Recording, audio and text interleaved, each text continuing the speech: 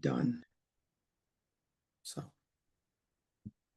Good evening, everyone. Good evening. Hope everybody's doing well. Can you guys hear me? I can hear you. Yes, sir. Perfect. Oh, we got the Hall of Fame on here. Here we go. We in for a treat tonight. You know, anytime you get a Hall of Fame on a Zoom call, you know we're doing real good. Look, I just saw Jeff run over to his camera. Here we go. He ain't talking about me, so he's talking about you. Oh, goodness. Yeah, I'm only in one. I'm not in like 10 like yourself. So. Oh, my goodness. Stop. Yeah. How's that East Coast weather treating you? Today was actually a pretty decent day. We got near 60, so it wasn't too bad. It's about the same here in Chicago, Yep. So that's good. Weather it's kind of playing tricks on us a little bit. It's go from cold to warm to hot to Absolutely. It's that bipolar weather. You got to dress warm, or else you'll be sick.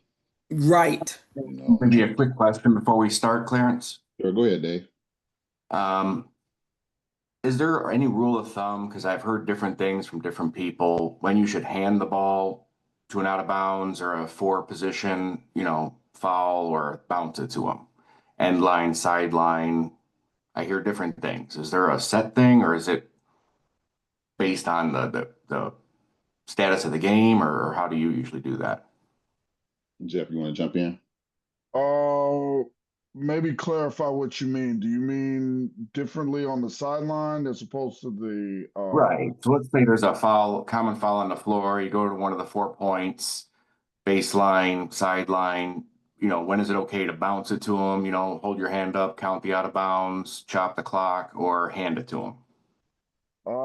We can bounce to them pretty much in any position. But they discourage it if you are in the front court on the end line. So if you're in the front court on the end line, you don't bounce, you hand it to them. If you're going, it's typically what I've been doing. So if I'm the lead and it went out of bounds or something on the baseline, end line, and there's gonna be pressure right there, yeah, I'm gonna stand next to him, kind of hand it, take a couple steps away. You're gonna hand it anyway if it's in the front court, on the end line. If we're going long, meaning from the back court to the front court, we can bounce, but we don't want to get off of the end line. We want to stay with them, and that's if there's no pressure. If there's pressure, then you need to stay with them. And if you're in the front court, end line, hand it to them, but sideline, and you're the trail, it's most likely to bounce. Sideline, I would even say on the sideline, you only bounce if you're going to get into a better position. If let's say another player that is going to, like, they're kind of throwing in the backcourt, maybe.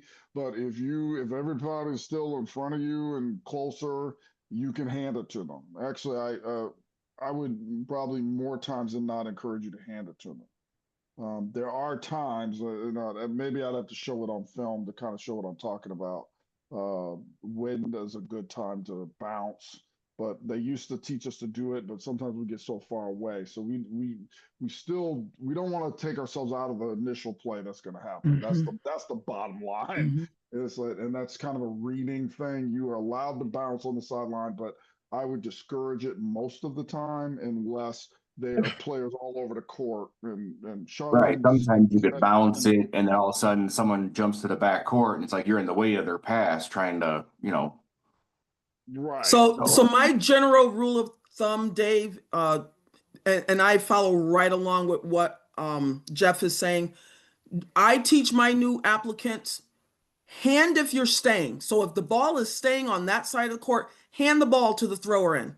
The ball's going the opposite direction, bounce, because what you want to do is bounce it to them. You've already moved yourself away because you're opening up your field of vision. So now you can see if that other player is coming and is going to now decide that they want to have some pressure. But you still want to bounce it because that allows you to see the thrower and it allows you to see the A2 and B2 who are in bounds. But if the ball is staying right there in the front court, I hand it to them because I'm right there on the play and I'm already ready to see what I need to be looking at.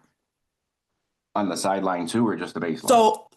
So here's the thing. If I'm the lead official, and let's just the ball happens to go out on the sideline, deep on the sideline, I'm the lead official. Would make sense for me to do the throw in. I'm not going to stand next to that player because that's not where I should be standing as the lead. So I'm going to get the player to the sideline.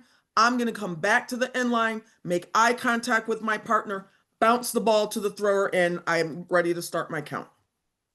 Okay, that's probably really the only time you're going to bounce.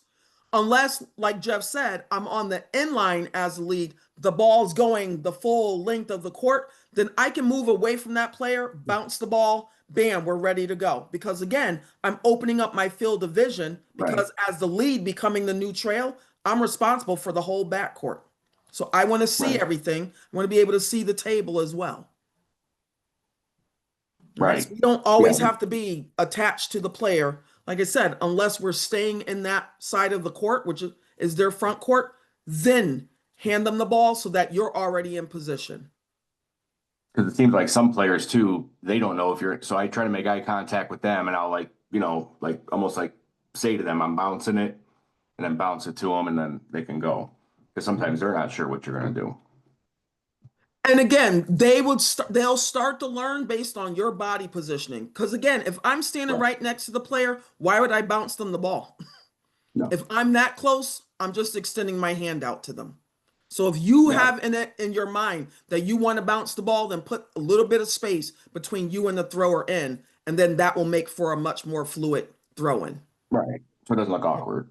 Yes. Yes. And you don't want them fumbling the ball. Now the ball gets fumbled. It's inbounds. Now was it legally? And you get into all that. So no, you want to tell the player, stay right here, throw in, spot, make eye contact. And then, like you said, if I'm going to hand, I extend my arm out to the player. Now, if the player decides not to take the ball, that's something different. Ball goes down to the floor. I'm still starting my count. Okay, but I'm not going to bounce it to them if they're not looking. Now the ball gets away and is bouncing down the sideline. That's a good point. I had that happen too, where they're trying to make a play go and I'm holding the ball out and they're not taking it from me. And that's when you just sit the ball down right in front of them. Because that's considered putting the ball at their disposal. We're not relegated to their time. They're relegated to ours. Right.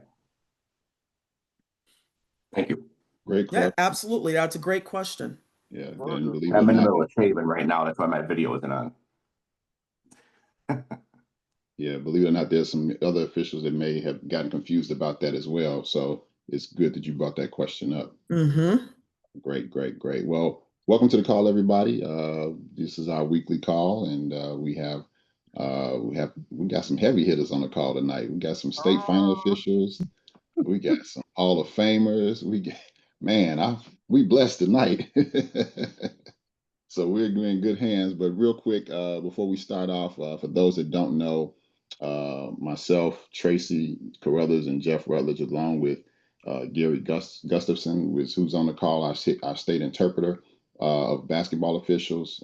He's on the call. So Gary, if you want to chime in and just say a few words to everybody, feel free to do so.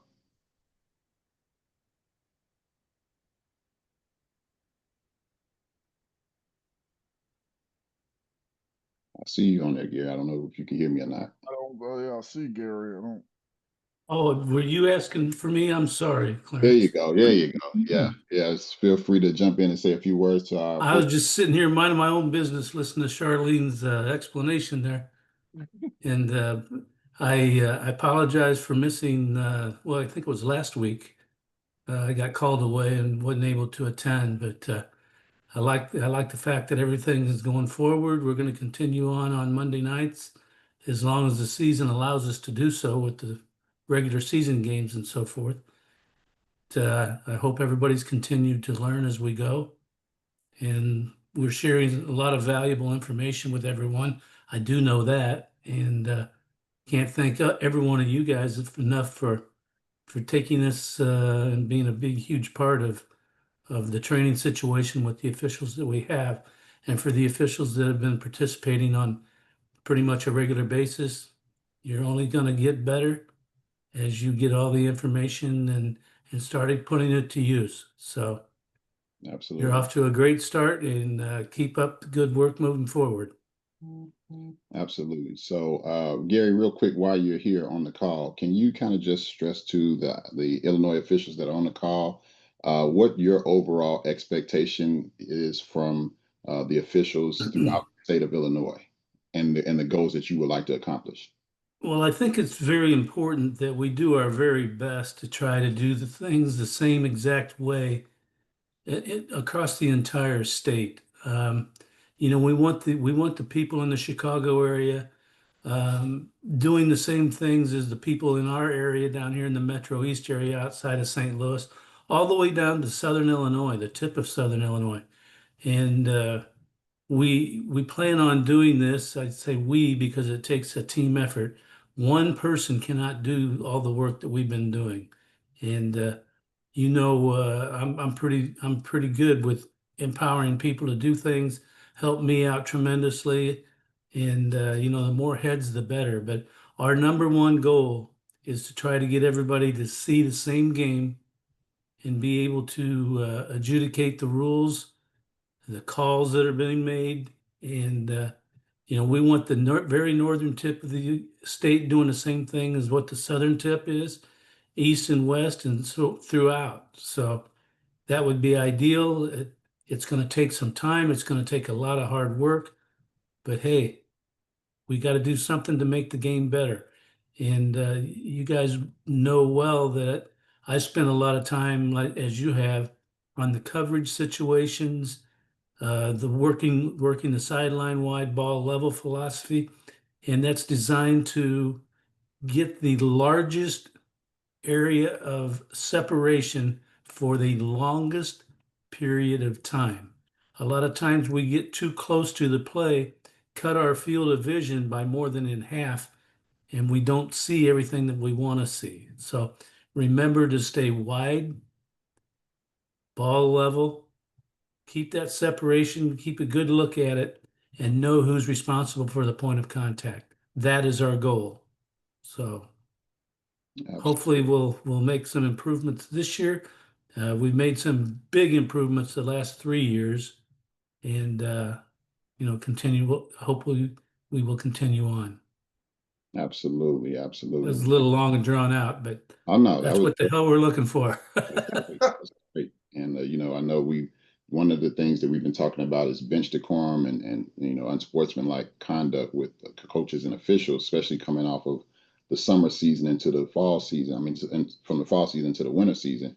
And I know that's something that you have been pretty adamant about, making sure we control the benches and address the unsportsmanlike conduct, and if need be, if it's not just a warning, but definitely give a technical foul if it's warranted by a coach or a player.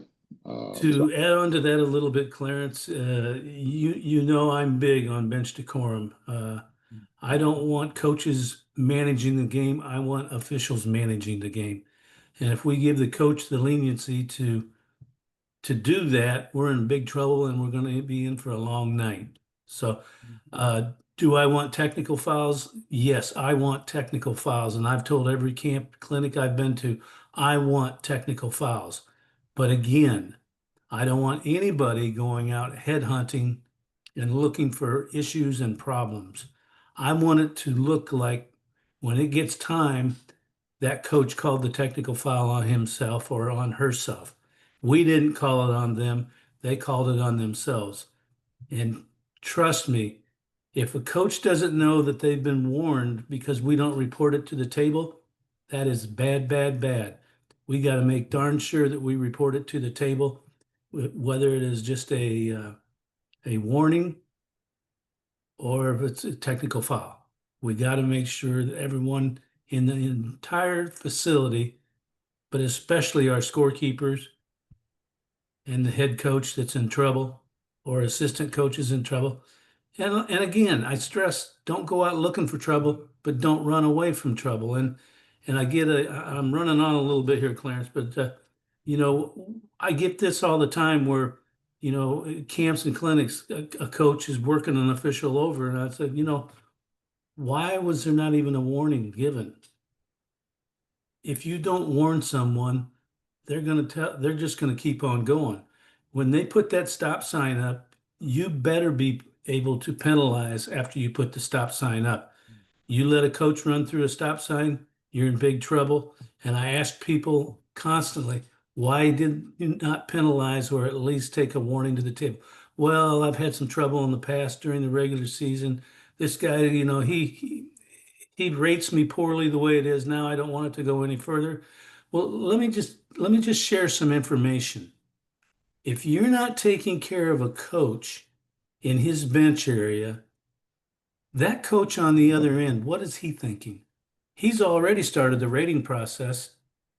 He's already started in his mind that he's going to give a very poor rating because he's letting the other coach just run all over him and not taking care of business. So you think one coach is upset, you're upsetting one coach, you're really upsetting two coaches. So keep that in mind. But again, and I stress this, you can leave this Zoom meeting and you can say Gary Gustafson wants technical files. You can do that, but I want it done correctly. That's what I want. And if they're going to run through the stop sign, then we got to step up and do the warning. And we have to record the warning in the book so that way the coach knows, and even tell the scorekeeper at 4:44 in the third quarter, coach, the white coach was warned. So there's a reference there that you can go back to. So anyway, I'm done. I could talk to it all night long because it upsets me. Look at Rutledge. He's laughing. I'm laughing because I know you're right. That's why I'm laughing. I wish people would just follow what we ask them to do, and guys like you ask us to do, because our job would be so much easier if we all got on the same page and did that. That's why I'm laughing. North to south, east to west. Right. That's how it's done. Great. Well, thank you, Gary. Appreciate those words of encouragement. These are just some of our goals of what Gary would like throughout the state of Illinois. Again, this is not just based on any particular geographical area. One of the things, and I think this is even Charlene can probably attest to this out in Connecticut, we just need to have consistency all across the country. It doesn't matter where you're from, where you live, what area you're in.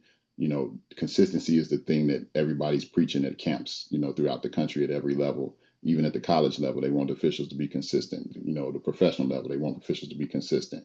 So this is something that, that Gary asked us to share with the officials, just so that again, the things that he just mentioned. This is just kind of a synopsis of that. And these are just some of our resources that we have been using throughout our training sessions. We have started a IHSA basketball officials YouTube page. So we've been posting some of these recordings on that page. So if you want to go back and check out some of the previous recordings and some different types of plays where you make the call plays. Some of them are broken down with commentary, different things of that nature. Feel free to, check that out 24/7. Again, these are just ways of just trying to give you resources so that you can stay engaged and you can enhance your learning. Just real quick, I want to touch on a couple of things before we go with our presenter. Don't forget the rules. IHSA has already made the rules available. So you need to go online and complete that. You also need to take the Part 1 exam. If you haven't done so, you need to get that done. The dates are that the testing ends is November 17th, which is a Monday. I think that's in about a week or so. So make sure you get that done. The rules meeting and the Part 1 test needs to be done by the 17th. Those that are up for promotion, if you're going from registered to recognized or recognized to certified, you need to get your application in by November 21st. That means all of your recommendations, everything from the certified officials, the principal, the athletic directors, whoever you need to get your recommendations from, you need to get that done by November 21st. It must be submitted to the IHSA office by that date. If you wait till afterwards, you will miss out. So again, get that done. And the Part 2 testing begins November 25th and it ends the following Tuesday, which is December the 2nd. So you only have a week to take that promotion exam. Again, we encourage everybody to take the promotion exam that is up for promotion, because the more people we can get up for promotion, the more people we can get with better experience, the better off for your chances of potentially working the state tournament games, as time goes by. All right. A couple of things we really want to stress. The unsporting acts, taunting and baiting. This was in part of the rules video. The head tapping, you'll see some players doing this type of stuff to kind of intimidate, their opponents.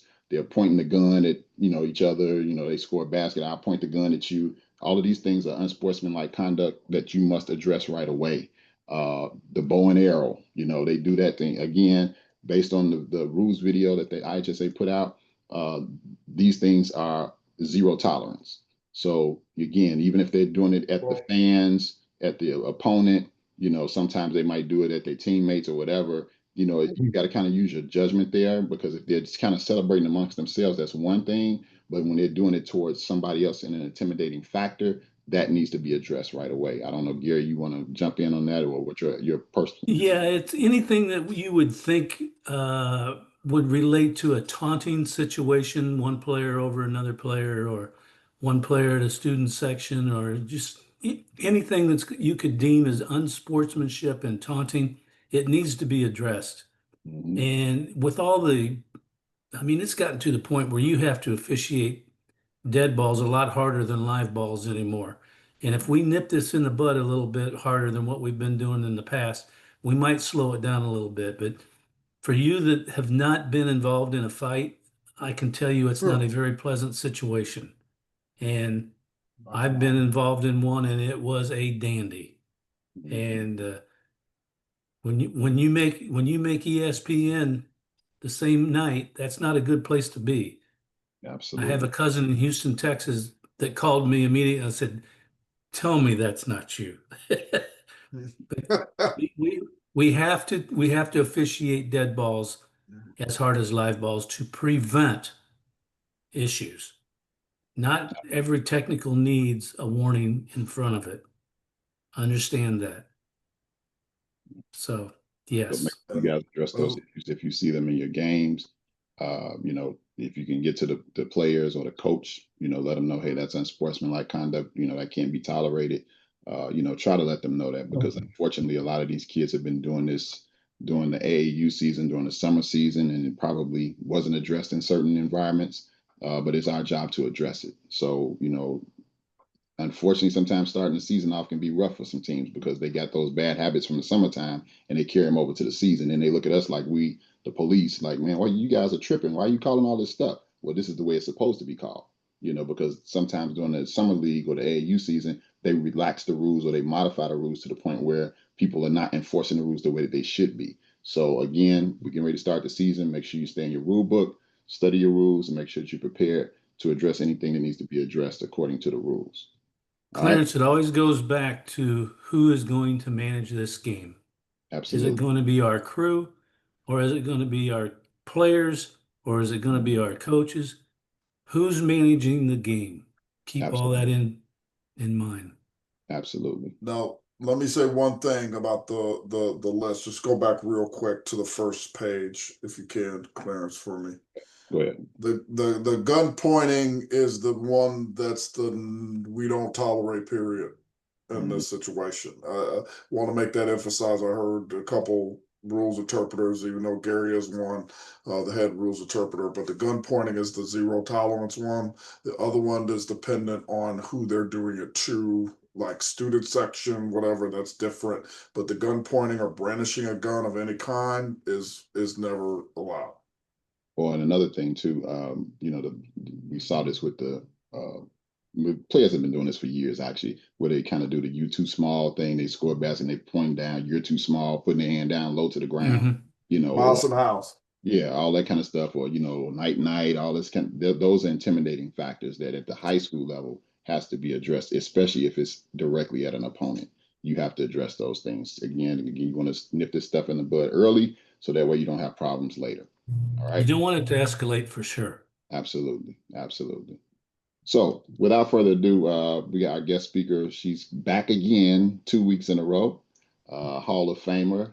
She's from Connecticut. She's a state interpreter in Connecticut. So again, for those that have never heard her present, hopefully you'll enjoy it. Myself, Jeff, and Tracy had the wonderful opportunity to hear her present out in Colorado Springs at the IAABO conference, the fall conference this year. She's an outstanding presenter. She's an outstanding trainer. She's an outstanding official, Hall of Famer, played basketball, trains basketball. I mean, I can go on and on and on. Her bio's on the screen. But without further ado, I just want to pass it over to Charlene Shepard, And tonight she's going to be talking about loose ball versus held ball. Take it away, Charlene. All right. Thank you, Clarence, for that very warm welcome. And Gary, pleasure meeting you. I've heard a lot of great things about you, so it's always great to hear what other interpreters have to say and what they enforce. And I think it's great that, I always tell our officials, if you start from game one, doing it the way it should be done, by the time you get 2 months in, 3 months in, conference tournament, state tournament, the kids won't be asking anymore, why are you making that call? Because they will be expecting it. So again, those are great words of wisdom to impart to your officials. So let's get started here. Give me 1 second. Share the screen and get tonight's presentation up for you.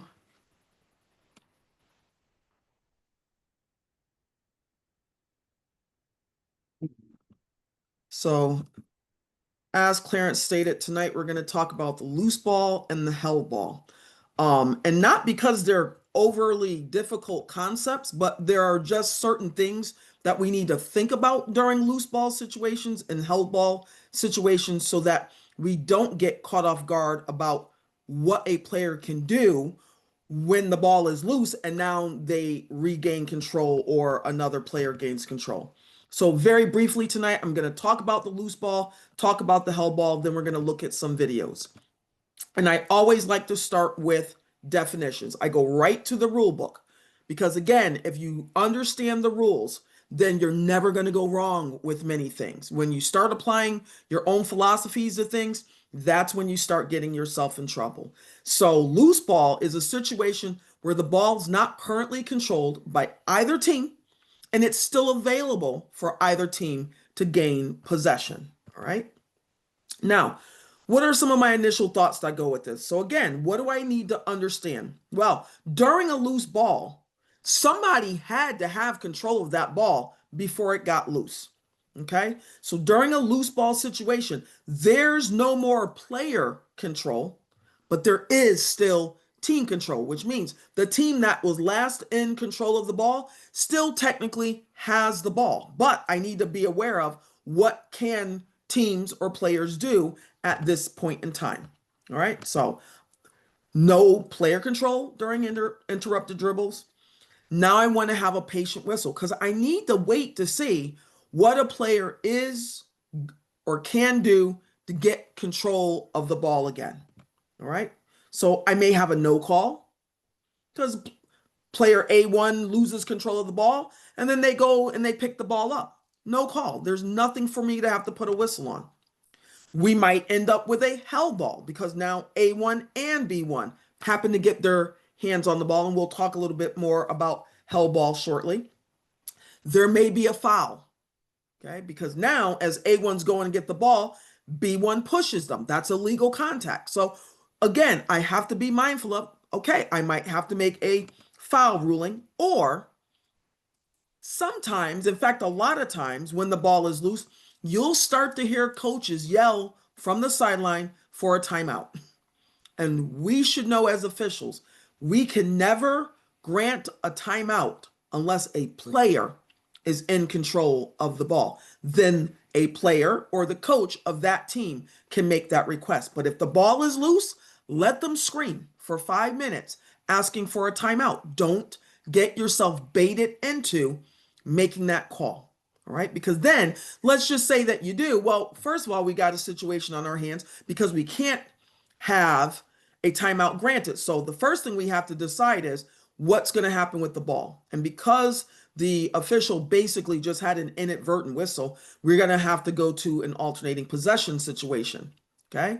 Now, once we have that resolved, because it is a dead ball, now I'm going to ask the coach of Team A, do you still want that timeout? And I can all but guarantee you, if Team A is not about to get the ball for a throw in, the coach is not going to want that timeout. So again, things that you have to be mindful of as soon as that ball goes loose. Now, as I always say, and as I just heard Gary say, you want to call the obvious. You want to look for the scrum because, again, when that ball goes loose, you're suddenly going to have 4, 5, 6 kids going for that ball. And if you are working your game in a crew of 2, One official needs to stay on the ball and stay on the action near the ball.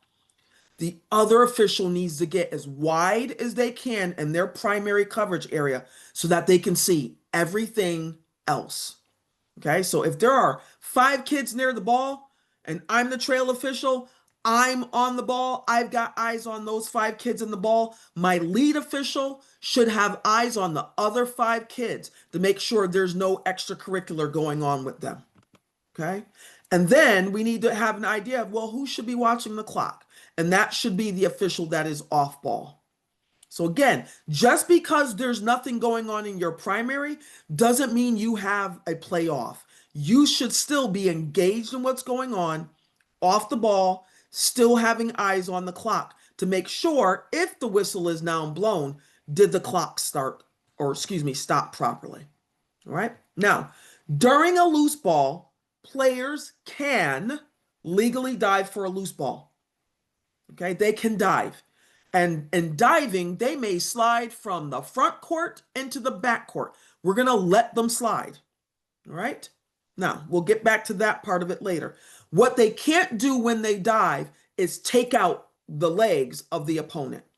Okay, so as I always say, a player can't act like a bowling ball and use the other player as a pin just because they want to get the ball, because that's illegal contact. Okay, they can't clamp their arm down to prevent them from reaching out to get the ball, because that's illegal contact. So we want to make sure we're making an appropriate ruling instead of just blowing it off with, oh, well, they're all going for the ball. Okay, because that's not legal. And if I let B1 clamp the arm or take out their legs and I don't put a foul on that, what do I think B1's going to do the rest of that game in terms of illegal contact? All right, so again, we want to make sure we're getting that call right and getting it done immediately. Now, again, they can dive, but they can't dive on another player. Okay, and the reason I like to use this photo is because a lot of times this is exactly what happens. 22 white comes over the back of the red player on the ground, and then you come up with a foul call and 22 white's looking at you like, but I'm going for the loose ball. And you just can't go through the red player to get it. So again, we need to make sure that we're always in good position to see what's going on with players so that we can make an accurate ruling. But even more so, if the coach is now asking, well, what did he do wrong? You've got a great explanation, as opposed to, well, coach, I think because again, as soon as you start saying you think, well, they're going to tell you what they think. Okay, and we don't want to get into a chess match with them. We want to just, as very old time show, just report the facts, ma'am. All right, so we want to make sure we're just reporting the facts. So get yourself in a good position. All right. Now, again, as I said, when the ball goes loose, there's going to be multiple players going for the ball. And as soon as that ball goes loose and multiple players are going for the ball, the potential for illegal contact is going to start to increase, because everybody's going to a very small spot on the court, and that's wherever that ball is. Okay, so again, I'm not saying you have to call a foul. I'm saying you have to be aware that your potential for calling a foul is going to increase. And if illegal contact does occur, that's what we need to be coming up with, not held ball alternating possession. All right. Now, again, once a player gets control of the ball, I now have to pay attention to what can they do once they have it. Okay, so again, sometimes players go brain dead. They have a brain fart. They're not thinking. All they know is, we got the ball. I want to try to get to the basket or get the ball. And so they roll over. Well, what do we have? We have a travel. Or they try to just stand up. Well, what do we have? We have a travel. So again, I have to be mindful of, as they're going to gain control and then subsequently get control, what might happen next. Okay, they might gain control of the ball on the floor, and now they're going to request the timeout. And as long as one player is in control of the ball, then we can grant that timeout. Okay. Now, I'm not sure if you all use shot clock, but we use shot clock here in Connecticut. So the other thing that you have to be mindful of is, while that ball is loose, the shot clock continues to go. Okay, and we're going to let the shot clock continue to go until a couple things happen. So Team A had the ball, A1 lost control of the ball. The shot clock for Team A continues to go. And if A2 is the player that gets control, their shot clock remains going the way it was. Now, ball is loose. Team A had the ball, but Team B now gets control of the ball. I want to make sure that shot clock was reset. And again, this is why it's important that one official stays on the ball and the other official is getting wide to see everything else and getting eyes on the clock, because you need to make sure that shot clock gets reset. All right. So again, we all have something that we need to be doing during this time frame. You don't get a free period just because your partner is engaged with the loose ball. All right. All right. So there is no signal in the rule book for a loose ball. Now, there are signals on the NBA and there are signals on FIBA, but there is no signal in high school basketball for a loose ball. And so as I always encourage officials, get to the back of your rule book where the signals and mechanics are listed and make sure you understand all the signals and mechanics.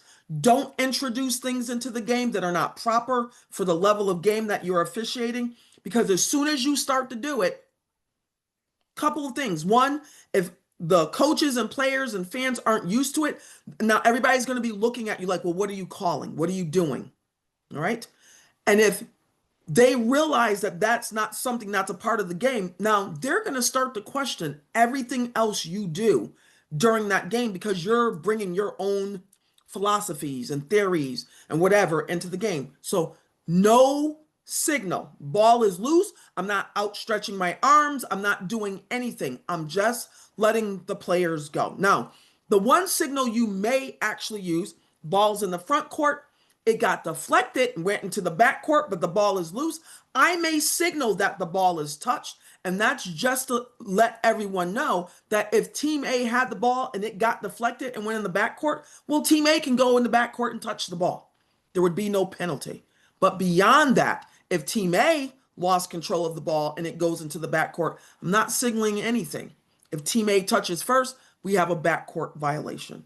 So again, understanding all the signals and mechanics that come into play. Now, even before we get to all of this, I have to think about, as an official, when is a loose ball most likely to occur? Okay. So the shot goes up. And players are turning and boxing out and going for rebounds. And sometimes when everybody's boxing out, nobody actually gets their hands on the ball for the rebound. Okay, so again, things I have to pay attention to. Again, as I just said, on a deflected pass. All right, so again, no more player control, but still team control, because we know anytime the ball is being passed between teammates, there's still team control. All right, if a player fumbles the ball, okay? Again, we're still maintaining team control, no player control. Interrupted dribble, same thing. We still have team control, no player control. All right. So again, things that I have to be thinking about. Now, as I always say, I like that these kids hustle, whether it's girls basketball or boys basketball. Let them hustle. Let them go for the loose ball. Let them play hard.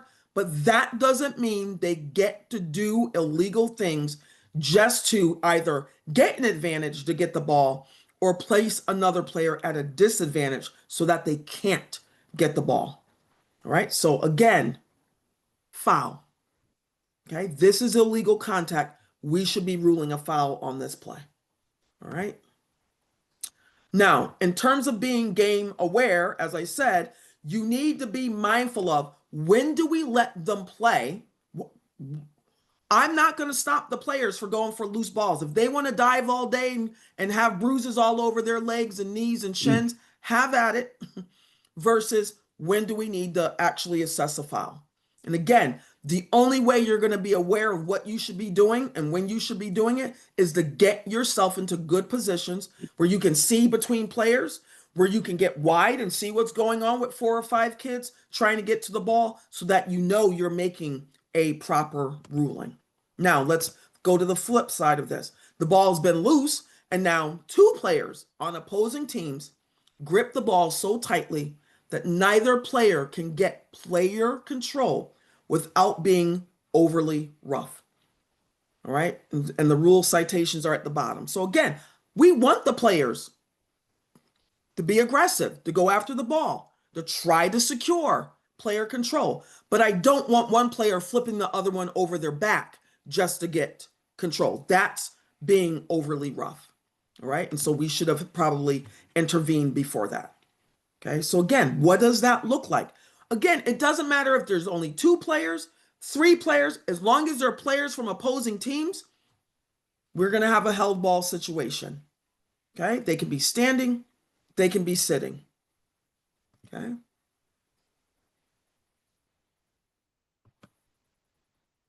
Now, as I always say, if you have a situation where it looks like the players are actually wrestling more than they're going for the ball, we've got a foul situation here. More importantly, they're on the ground, tussled amongst them, and the ball is still moving. You got to ask yourself, why did red just jump on white? Why is blue reaching back and holding a game jersey? Again, whether or not somebody's placing someone at a disadvantage or trying to gain an advantage, we need to make sure we are ruling as a foul and not coming up with alternating possession.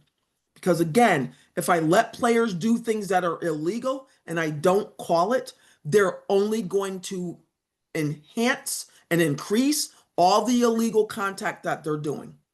All right. And we don't want to get into that situation because I heard someone just say it's only going to get worse and then you're going to have a fight. And that's the last type of situation you want to be in. All right. Hell ball also occurs when a player who is airborne, and that is the key.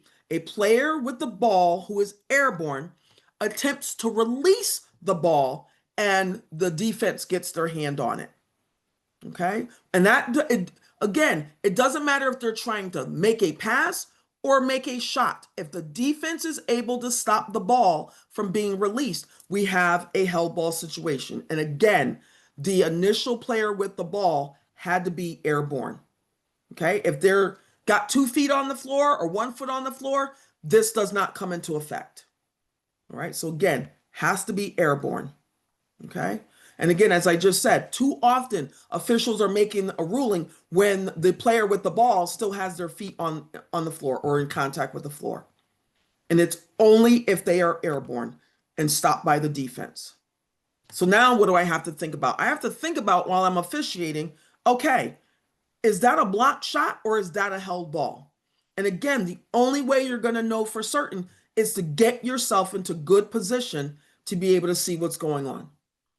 All right, so in this scenario right here, we have a block shot. We definitely have a block shot here. We've got a held ball, or depending on your positioning, we could have a foul. All right, so again, 2 officials could be seeing 2 different things. We want to make sure that if our preliminary signals are different, that someone doesn't just take off and go to the table. As a crew, we need to get together and talk. What happened first or whatever, okay? But you need to have a conversation, okay? And again, whatever you decide, whether you decide on this particular play, you got the foul or you got the block shot, whatever you decide, be able to explain it to the coaches, all right? And again, it's important that both coaches have an explanation. Very simply, we know as a result of a held ball, we're going to resume play with a throw-in based off alternating possession. The alternating possession should be maintained by both officials and the official score. Okay? So, again, as a former collegiate official, we weren't allowed no rubber bands, nothing in your pocket. It's your responsibility to remember that. Okay? So, again, that's why it's good to have both of you doing it. Generally during dead balls, timeouts, intermissions, I usually will go to my partner. I got blue coming in next. Who do you have? And then we double check it with the table. All right. And sometimes your official scores, if they're really good, they kind of keep a running tally at the top of their book, where they're doing blue, white, blue, white. Again, however it works, as long as we're getting it right and we're giving the ball to the correct team, that's what we need to make sure we're doing. All right. Now, there is a signal for held ball, and the signal and mechanic for held ball actually progresses in steps. So the first thing you need to do is blow the whistle. Then you're going to stop the clock with an open palm. You should be signaling the held ball with your thumbs up on each hand. And then most importantly, you need to step towards the two players who have their hands on the ball, because right now we're in a dead ball situation. We don't want things to escalate. And there are often times we blow the whistle and the kids are still pulling at the ball, tugging at the ball, or one kid gets the ball and kind of throws it back at the other. We want to make sure we're in on that so that that doesn't escalate. All right. And if we need to assess a technical, then we need to do what we need to do. But again, get yourself into that play. Okay. And it doesn't matter whether you are the trail or the lead. All right. Now, too many officials get this ruling incorrect because, again, they're basing it on how it looks. And that means they're not getting a good look on the play. They base it on gender. And again, I'm in a very small state. My board, though, is rather large. There are about just about 300 members, but 267 are active. I cannot tell you the number of times I have a pregame and I have a male official that says during our pregame, hey, we just want to make sure on the held ball, we want to get in there really quickly because I don't want the girls to get hurt. And the first thing I ask them is, how many girls get hurt during your game? Okay, because if they're getting hurt, that means you're blowing the whistle too late. Okay, or I generally ask them, you do boys basketball? Yes. Do you blow the whistle on boys basketball because you don't want them to get hurt? I already know what the answer is. So again, as an interpreter, I like to enforce the rules as written. Held ball is not gender-based. There is one gender-based rule in the rule book, and that's the size of the basketball. Don't bring your own personal philosophies into the game. Because I know just as many female players that can play and practice against male players at practice and can take contact. So let's not make assumptions about what they can or cannot handle just because they're girls or just because they're the JV team. All right? Don't get into that kind of stuff. All right? All we're responsible for knowing as officials is whether or not there's been any type of illegal contact. And in this play, 33 Black has her hands on the ball, but look at her teammate from behind. Okay? That reach from behind, illegal. Okay, so we're not coming up with a held ball in this situation. We're coming up and we're making a foul call from the player from behind. Okay, and again, we have to make sure we're being consistent of that. Okay, so again, just keep in mind, we're calling the held ball when neither player can get control without undue force. And we also know during a held ball, just like with the loose ball, the potential for illegal contact is going to increase because two players are very close right now. All right. And they both want the same thing. They both want the ball. And as I always say, know your game records. Okay. So you got A1 through 5, which are generally your starters. A6 through 8 are generally your regular subs. But it's A12 and A13 that get sent into the game sometimes if it's a blowout or it's senior night and the coach is letting them play a little bit and you absolutely understand within 20 seconds why those kids don't play. They're the game wreckers. That's the kid that sets the screen and levels everybody. So again, know your game wreckers so that when you see them come into the scorer's table, the substitute. Again, I'm not saying you got to call a foul, but you should be aware of the fact that you're most likely going to call a foul and it's probably going to be on them. They're likely going to do something illegal. All right. So again, be aware of that. All right. Now, let's look at a couple of video plays.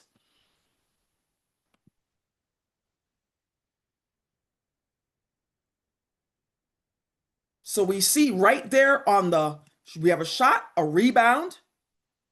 The defender stops the shot from being released. We have a held ball situation. All right. And again, this is a crew of 3. All the officials are in really good position, but the ball is in the lane, and that's the lead's area to make that call. And the lead official did make that call. So I'll run that back one more time. Okay, excellent call. And you notice the two partners immediately signal the direction that they're going. It's important that everybody in the crew know what's going on, who's got the next possession. Watch both partners, trail and center. Bam, we're going. All right, so again, very important. Don't ever feel like, oh, well, I was told the R is supposed to do that. Listen, the R doesn't get paid any more than the U. Okay, so again, I want my partners to be able to do the same stuff on the court that I'm doing. All right, unless you're going to donate your game check to me. Let's get it done. All right, next video. We have a free throw. We got box out, rebounding action. We have two players in black, one on white. Have the ball. No one can get control of the ball. Again, we're in a crew of three. Watch, all officials are going to close in on this to make sure there's nothing extra going on. So I'll run that through again so you can watch the officials' movements. The center did a great job of closing down, and then they come right in. Okay. So the lead came in off the end line. The center official who closed down, she's going to go right into the lane to make sure nothing extra happens. All right. And she's signaling right away. So the lead actually has the held ball signal up, and the center is already signaling the direction that we have. And again, this is important. Look at the score. Look at the time. So do you think both teams want the ball? Absolutely. We're not officiating that call based on the time and the score. We're officiating it because it's the right call.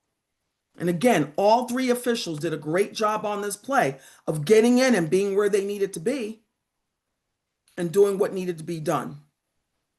All right. And even the trail comes all the way in and signals and then goes back out. All right. So again, we want to make sure we're moving to improve, improving our position so we can see what we need to see. All right. Let's go to the next video.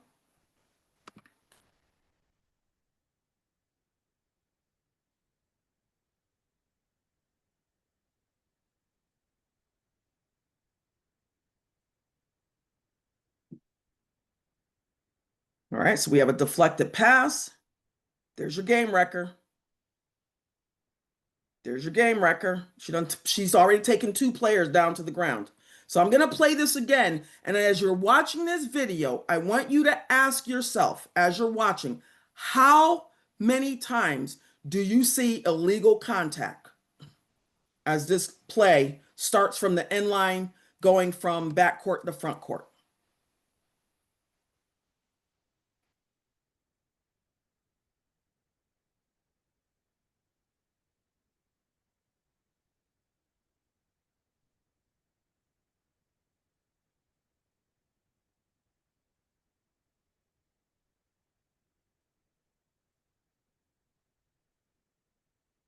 Okay, so I'm going to play it again. And this time, as you're watching it, don't watch the players, watch the officials and ask yourself, do you think they're in good position for what's going on, which is a press?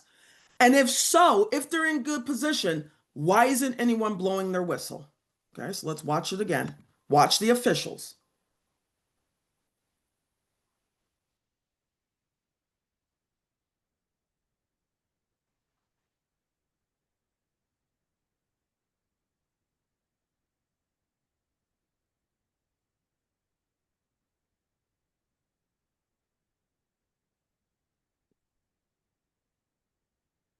Okay, so I have at least 2 fouls on 32 white just to start. And if you notice at one point in time, the lead official actually, who's down on the bottom right side of the screen, actually comes back into view. So you have to ask yourself, if that official is right there, what didn't she see? Okay, now when we look right now, because we're frozen, we can see the trail. The ball right now, if we split our court into 3 lanes going from end line to end line, we have an A lane, a B lane that runs basket to basket, and then the C lane is where this play is taking place. Why is the trail official so far away from that play? Because again, remember, the lead becoming the new trail is responsible for everything in the backcourt. But he's all the way over in A, lane A, and the play is all the way over in lane C.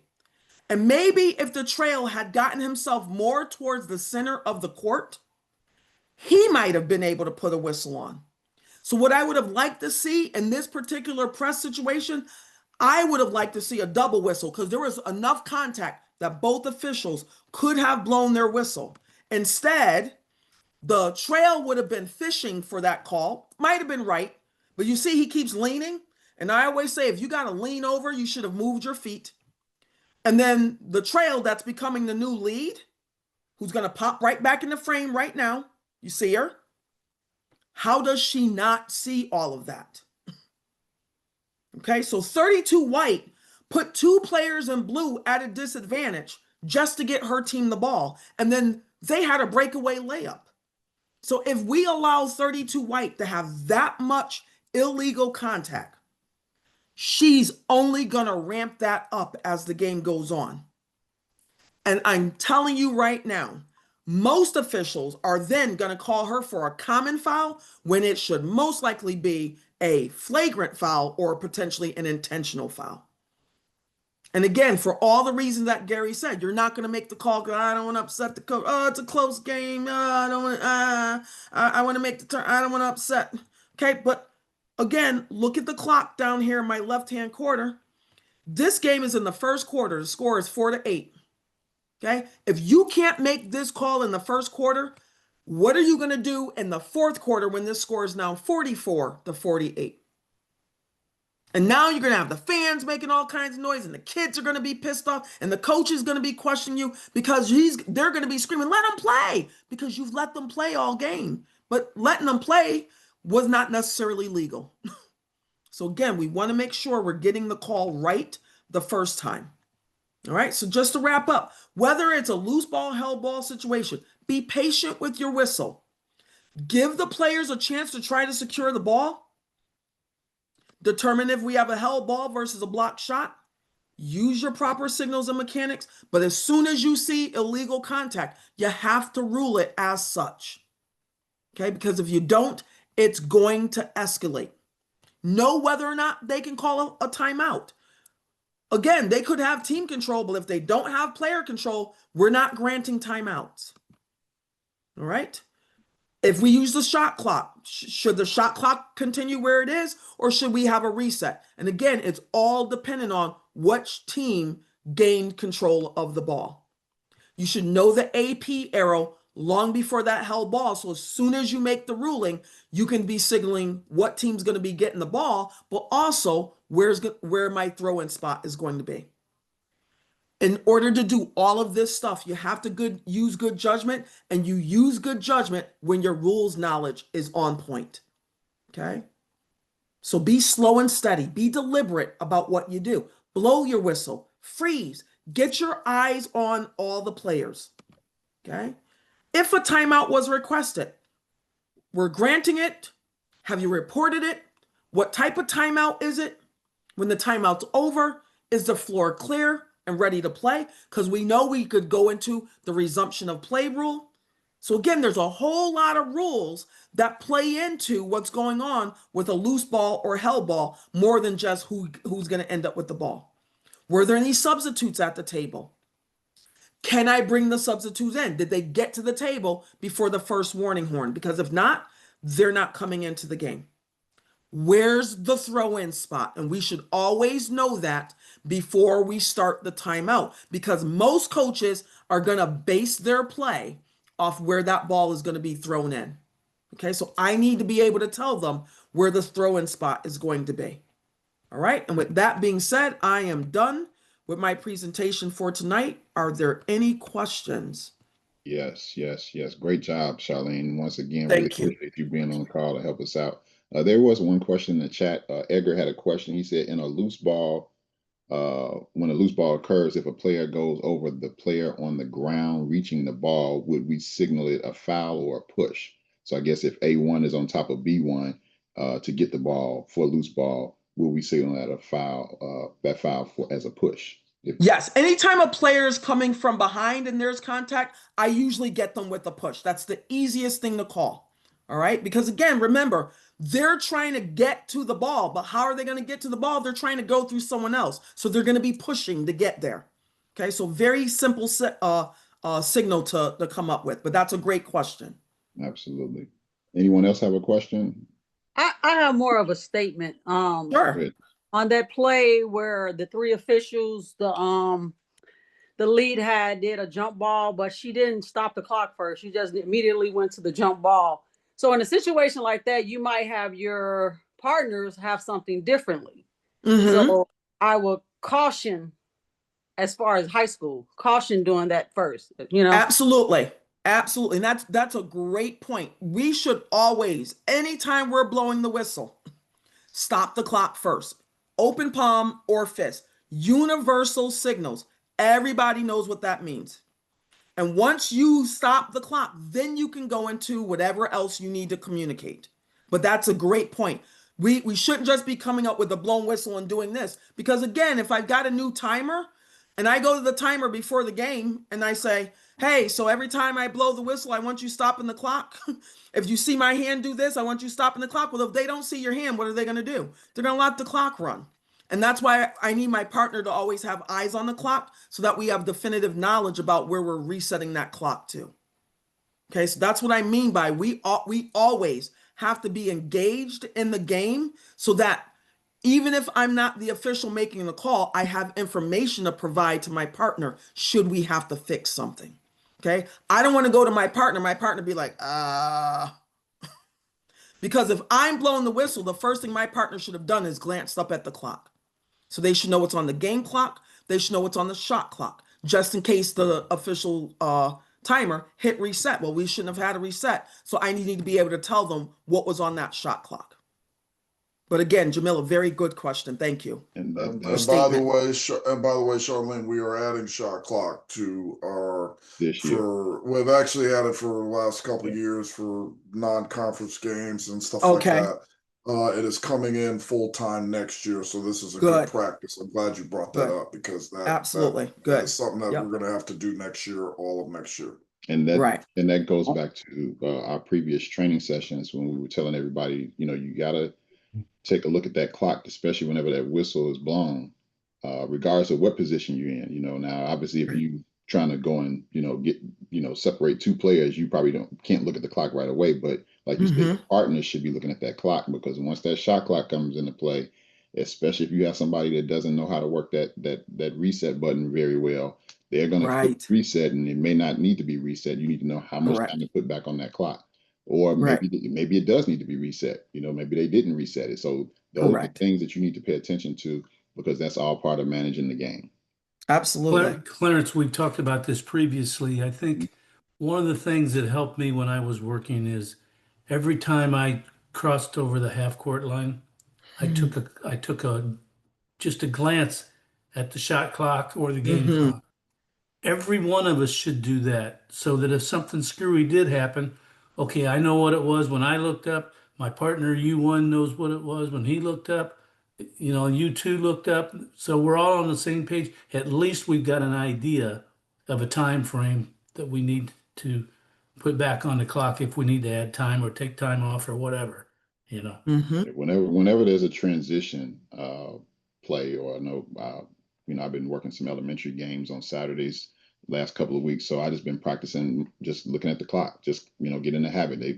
He may just score the basket. I'm the lead. I take a look at the clock, see how much time is on the clock. I got my 5-second count. Then I'm coming up the court. I'm looking 10-second count. I take a look at the clock. I get in the habit of doing that because I want to train myself to know what should be on that clock at the right time. Because if that clock goes out, if there's clock malfunction, if they reset something or just whatever, we are responsible for knowing how much time to put back on that clock. So we have to be great clock managers. We have to be really great clock managers. Yes, and knowing the time on the clock, glancing at the clock, it also becomes part of muscle memory, just like anytime we blow the whistle and our arm goes up. So the more you train yourself to do it, the more you're just going to do it. And it just becomes a natural nuance to your game. People on the sidelines, the players, the fans, whatever, they'll have no idea what you're doing. But as your partner, I'll know when your eyes go to the corner what you're looking at. So again, you start communicating things with your partner non-verbally that lets them know you're engaged in the game long before you even start blowing the whistle. So again, it's muscle memory. Train your brain, train your eyes, train your hands to do all the things that you need to do in the game, and you'll be fine. And just a reminder for everybody too, remember that, you know, some of the gyms that we may be working in may have a clock in a strange situation on, or just one wall, and that wall is behind you. You know, so now if we're implementing shot clock, the only clock you may be able to look at is the shot clock, you know, but now you got to talk to your partner. This is part of your pregame. Hey, okay, well, if I'm the lead and I'm becoming a new trail and I know the clock is behind me, I need you to look at the clock, because I can't turn around and look at the clock and watch the players.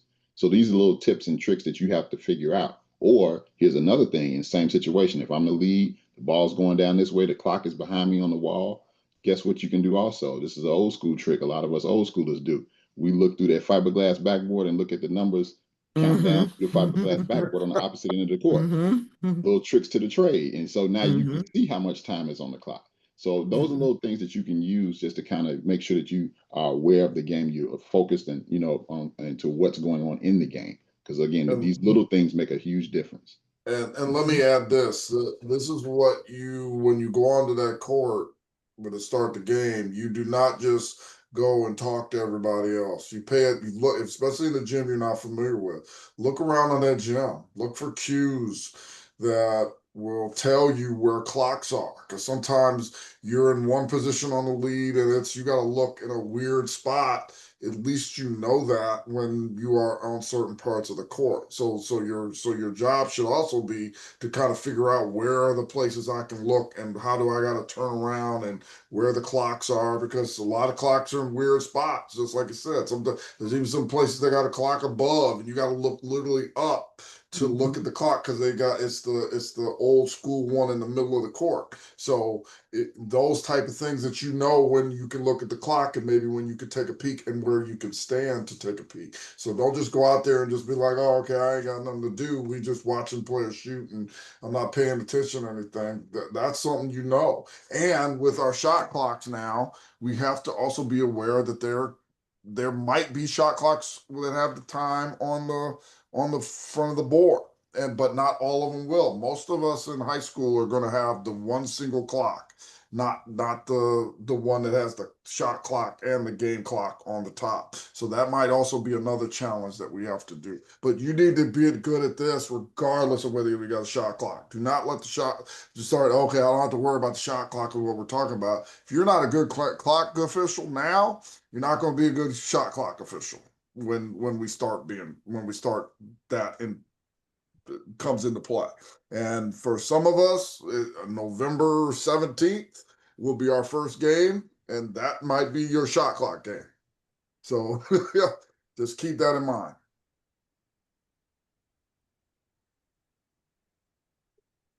I was muted. Absolutely. That was great points. Anybody else have any questions for Charlene or anything? I got a comment, Coop. Go ahead, Steve. I wanted to say thank you. We got a lot of officials that's not on this call that need to hear that the game should be called the same way, regardless of the gender of the kid on the court.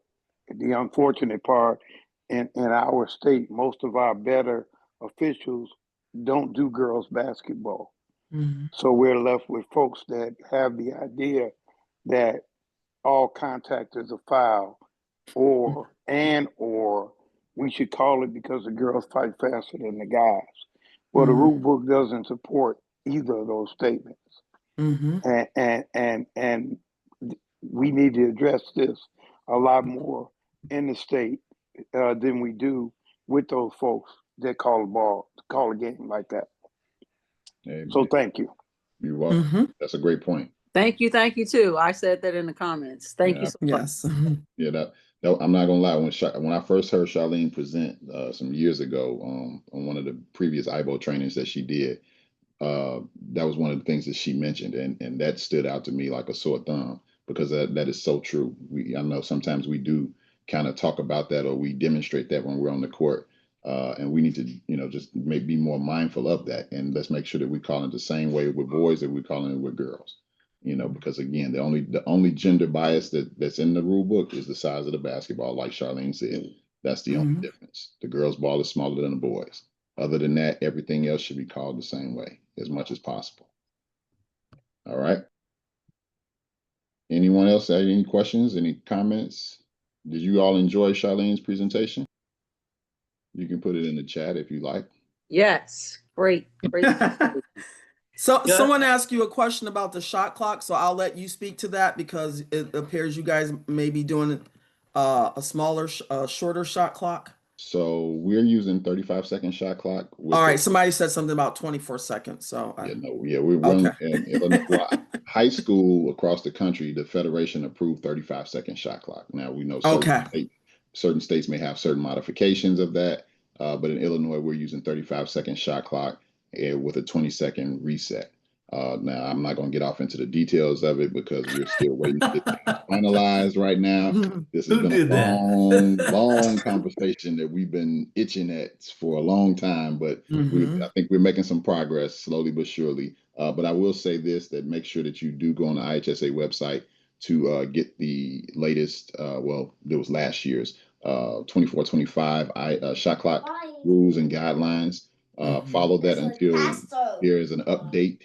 Whenever that update comes out, we'll obviously share that with everyone. I'm sure the IHSA will share that whenever that update comes out as well. But until that update comes out, we're using the 24-25 rules. So again, officials, make sure you go log into your IHSA Official Center, download the PDF. It's a PDF document that covers the shot clock rules. So again, those that don't know, starting this year in November 17th, you may walk into a gym where both schools can agree, according to IHSA, to use shot clock. If that is the case, that game will be played under shot clock rules, and you are responsible for knowing the shot clock rules. So this is one of the reasons why we've been really adamant about providing as much training as we can to help officials become more comfortable with shot clock, especially we know a lot of officials, this may be new to you. Now, obviously, those of you that have worked college ball, things of that nature, you're a little bit more comfortable with it. But we want to try to get everyone as much as possible is familiar with the shot clock rules and guidelines.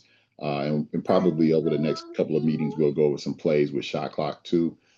Jeff and I was talking about that before. We'll try to, demonstrate some plays so that you guys can understand, some nuances and how you need to know the rules and how to apply the rules under certain situations, things like that. So just know that is a possibility if you're working any shootouts, tournaments, holiday tournaments.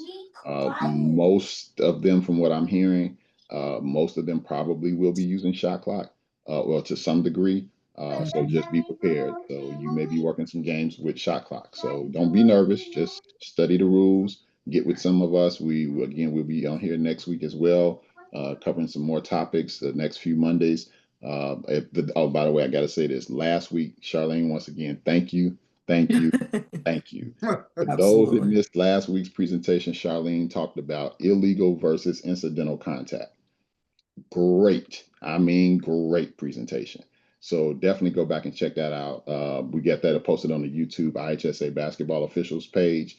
You can check that out. We did record that meeting as well. So we're going to record, this meeting is being recorded. We'll share this out with everyone on the YouTube page once we get everything uploaded.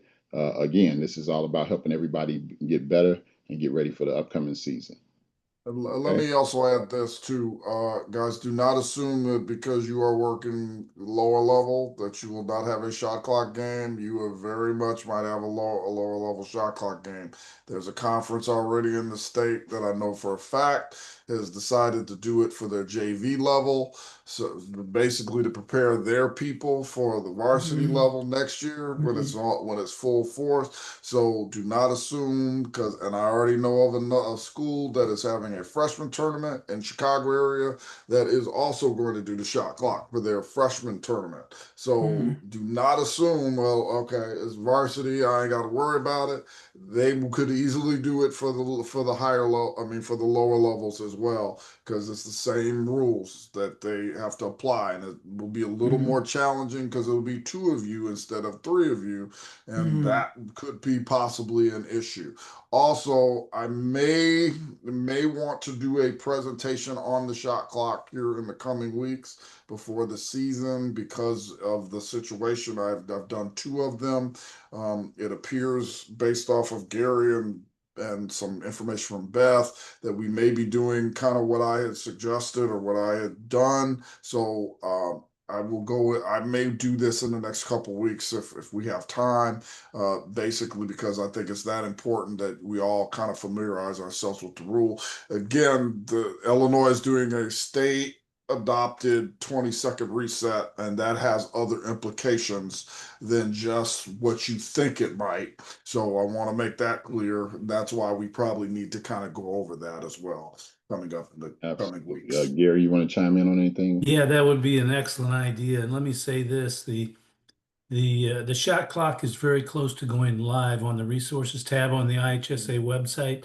Got to put a few finishing touches on it, and there's been some activity. I guess best way to call it is activity in soccer and football in the IHSA office this past week, and it's kind of backed everything up with basketball, but we're very, very close, and it's going to be very, very thorough when it comes out. So just bear with us just a little bit longer. We're dealing with things that are kind of out of our control right now. So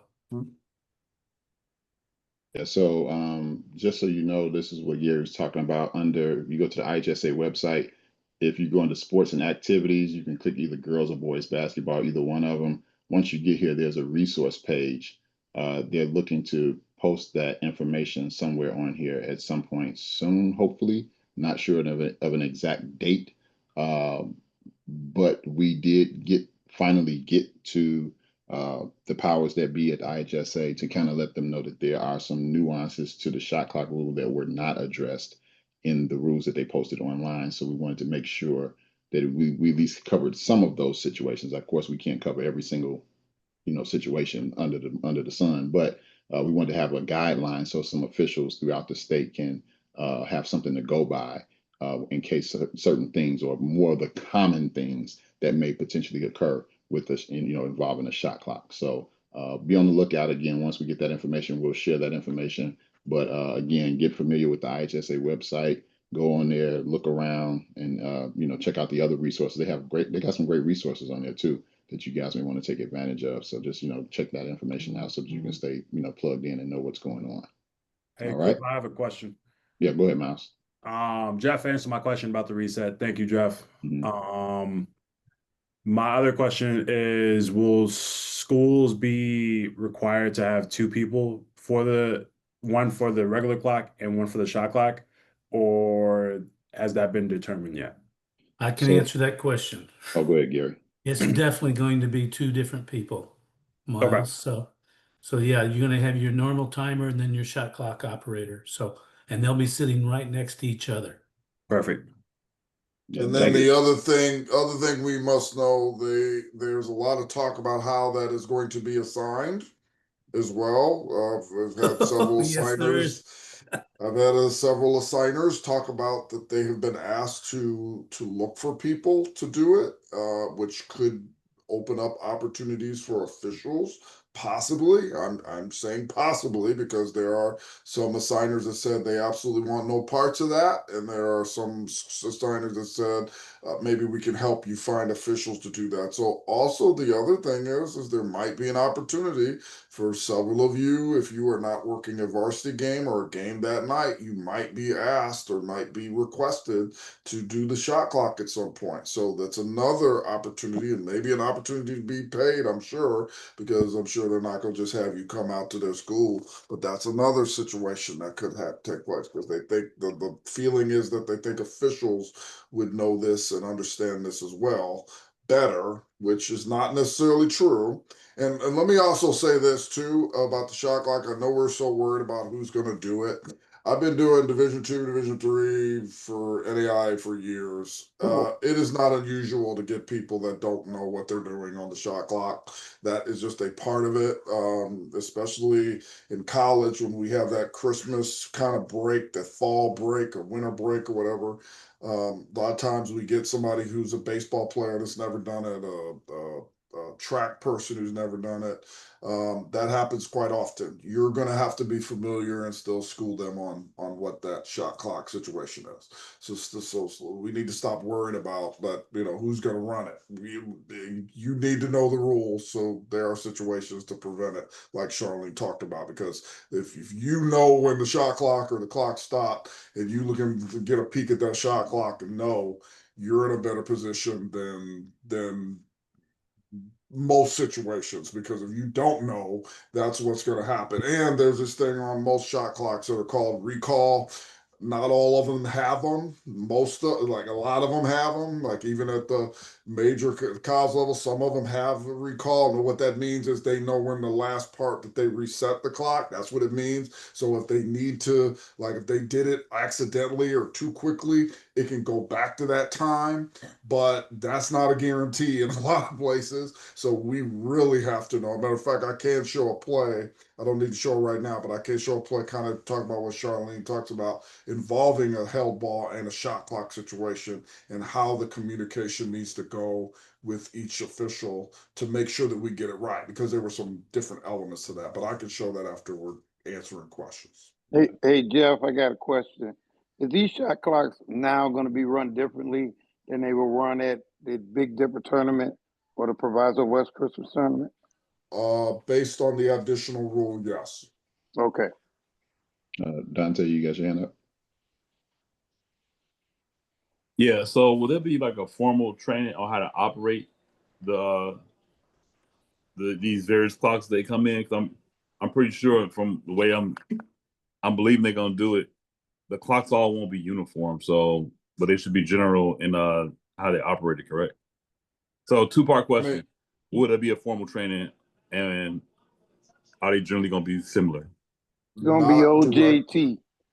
Not directly, but we can advocate maybe to help teach conferences and situations and clock operators. I know we may try to do that if this comes into full view, and maybe offer it to conferences to do that. I mean, there's some talks we can have.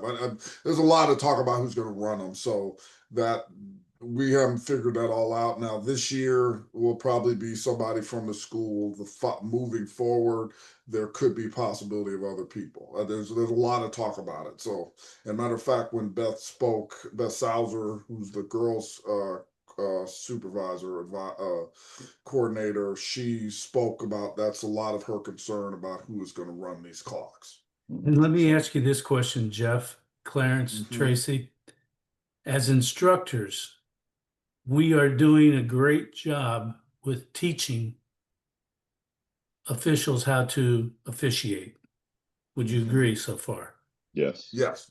I don't believe any of us want to spend any of our extra time teaching shot clock operators. I sure as hell don't.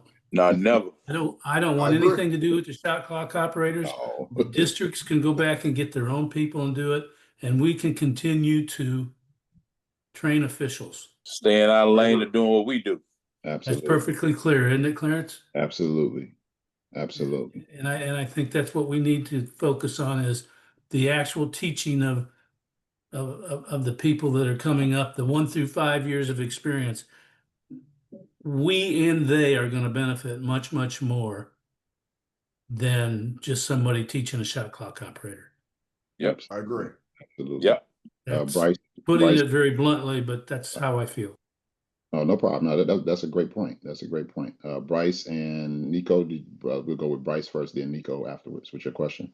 My question is, and I'm getting ready to start my season for Special Olympics. They're going to have me officiate practices for the first month and a half, and then I'm going to go into games. If somebody's grabbing from behind for the ball, is that an automatic hold, or what is the call for that? Because I know it can't be jump ball if they're grabbing from behind the back. The question would be more so, is there displacement? So you have to ask yourself, is there displacement? Now, if there's displacement or there's illegal contact, then yes, you have to call a foul. That's the expectation. Thank you. Bryce, is your question more like a wraparound from behind? Is that what you were asking?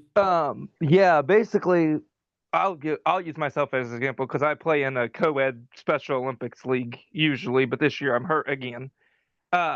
and I had grabbed, we were in a tournament and I had grabbed for the ball, but the official, and I knew I did it, went around both sides to grab the ball to try to cause a jump ball before she could score, but I was called on a foul. What is the correct call for that, or the correct signal for that? Your mechanic. Probably it sounds like maybe a hold, but if it's a wraparound, it could be an intentional foul, and you are covered by rule in the rule book and the case book. Thank you. That's one of the automatics. If you have a wraparound, that's an automatic intentional foul in a lot of cases. In most cases. Yeah. Great question though. Nico? All right, so I got one quick question. If we say we do a conference game, well, actually a non-conference game, like a tournament or a shootout, anything, and the tournament have their own rules, will there be like a 30-second shot clock? Well, are they allowed to do that, or it must be a 35-second shot clock? You want to answer that, Clarence? You know it? It's supposed to be 35. The federation said all high school contests should be 35 seconds. And now the only thing that each state can do is decide what their reset number is. And in Illinois, we're going with the 20-second reset. That's what it's supposed to be. Now, again, this is kind of like comparing what you're asking versus AAU season, where it's special rules and 2-for-1 on the free throw and all that kind of stuff. So that's, it depends on who the host. If it's a sanctioned game under IHSA rules, two schools, school A, school B, that's sanctioned under IHSA, they're supposed to follow the IHSA rules and the National Federation rules. If you're talking like a tournament or a shootout, that that could be hosted by somebody from the community, and they want to have special rules. That's kind of up in the air. Okay. But it's always good to find out what the rules are, obviously, before you work your game. So that but I would say as a general rule, no, they cannot do anything that deviates from the IHSA. Yeah, but we know they want to cause some other issues. But we know you took the words out of my mouth, Jeff. Right. I would say no, but we know leagues that do that. That's why I'm kind of like you're not supposed to, but just be prepared in case. Yeah, I've been in the league. I did some games that was like that, and I'm like, well, that's not National Federation rules, but I just kind of bear with it. And the other thing to do, guys, too, is before you get to any site, just when you're checking in with the school, just ask them, are we doing shot clock? And then ask, any other little questions that need to be made to make sure that they're doing what they're supposed to be doing. That's the starting point. If you do that, a lot of times you will find out, because there's even some conferences that are going to shot clock. I know now too that have added shot clock to their conference games. So just do a due diligence. Find out before. Don't do what I had happen last year. I think my first game in December, that was high school, and we had a shot clock, and we literally did not know until we threw up the ball.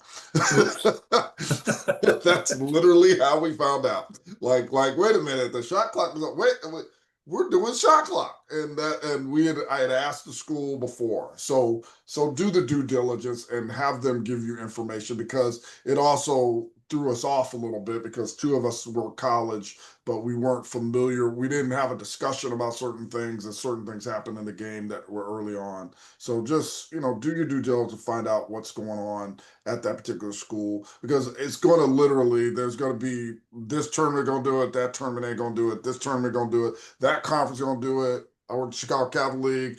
I worked 5 games, I think, in Chicago Catholic League last year. 2 of them did shot clock, others did not. It was literally, we did not know night to night what we were doing. So contact the school and find out, and try to get some clarity on what they want to do. And if you have those situations where they're doing something different, then at least and you can address it. Maybe even contact Gary or somebody with the state if they're telling you we're doing a 24-second shot clock or something like that. To save yourself some issues, because you don't want that phone call because you didn't adjudicate something properly, and now they're asking you to why you didn't make them do it this way. I'm just telling you, as a veteran, that's a phone call you do not want. And the other thing is too, for those that are not familiar with shot clock, try to get out and watch as many games as possible. Maybe find out who's using shot clock, or talk to some other referees, find out they got some games with shot clock. so that way you can get out and watch games too, because that'll definitely help your learning curve, because now you can ask questions based on what you see and what happens from that situation. Get out and see plays. Is that what you're meaning? Seeing plays, seeing plays, seeing plays, seeing plays. That's right. You can't get enough of that. That's the only way you're going to get better in officiating. You got to see plays.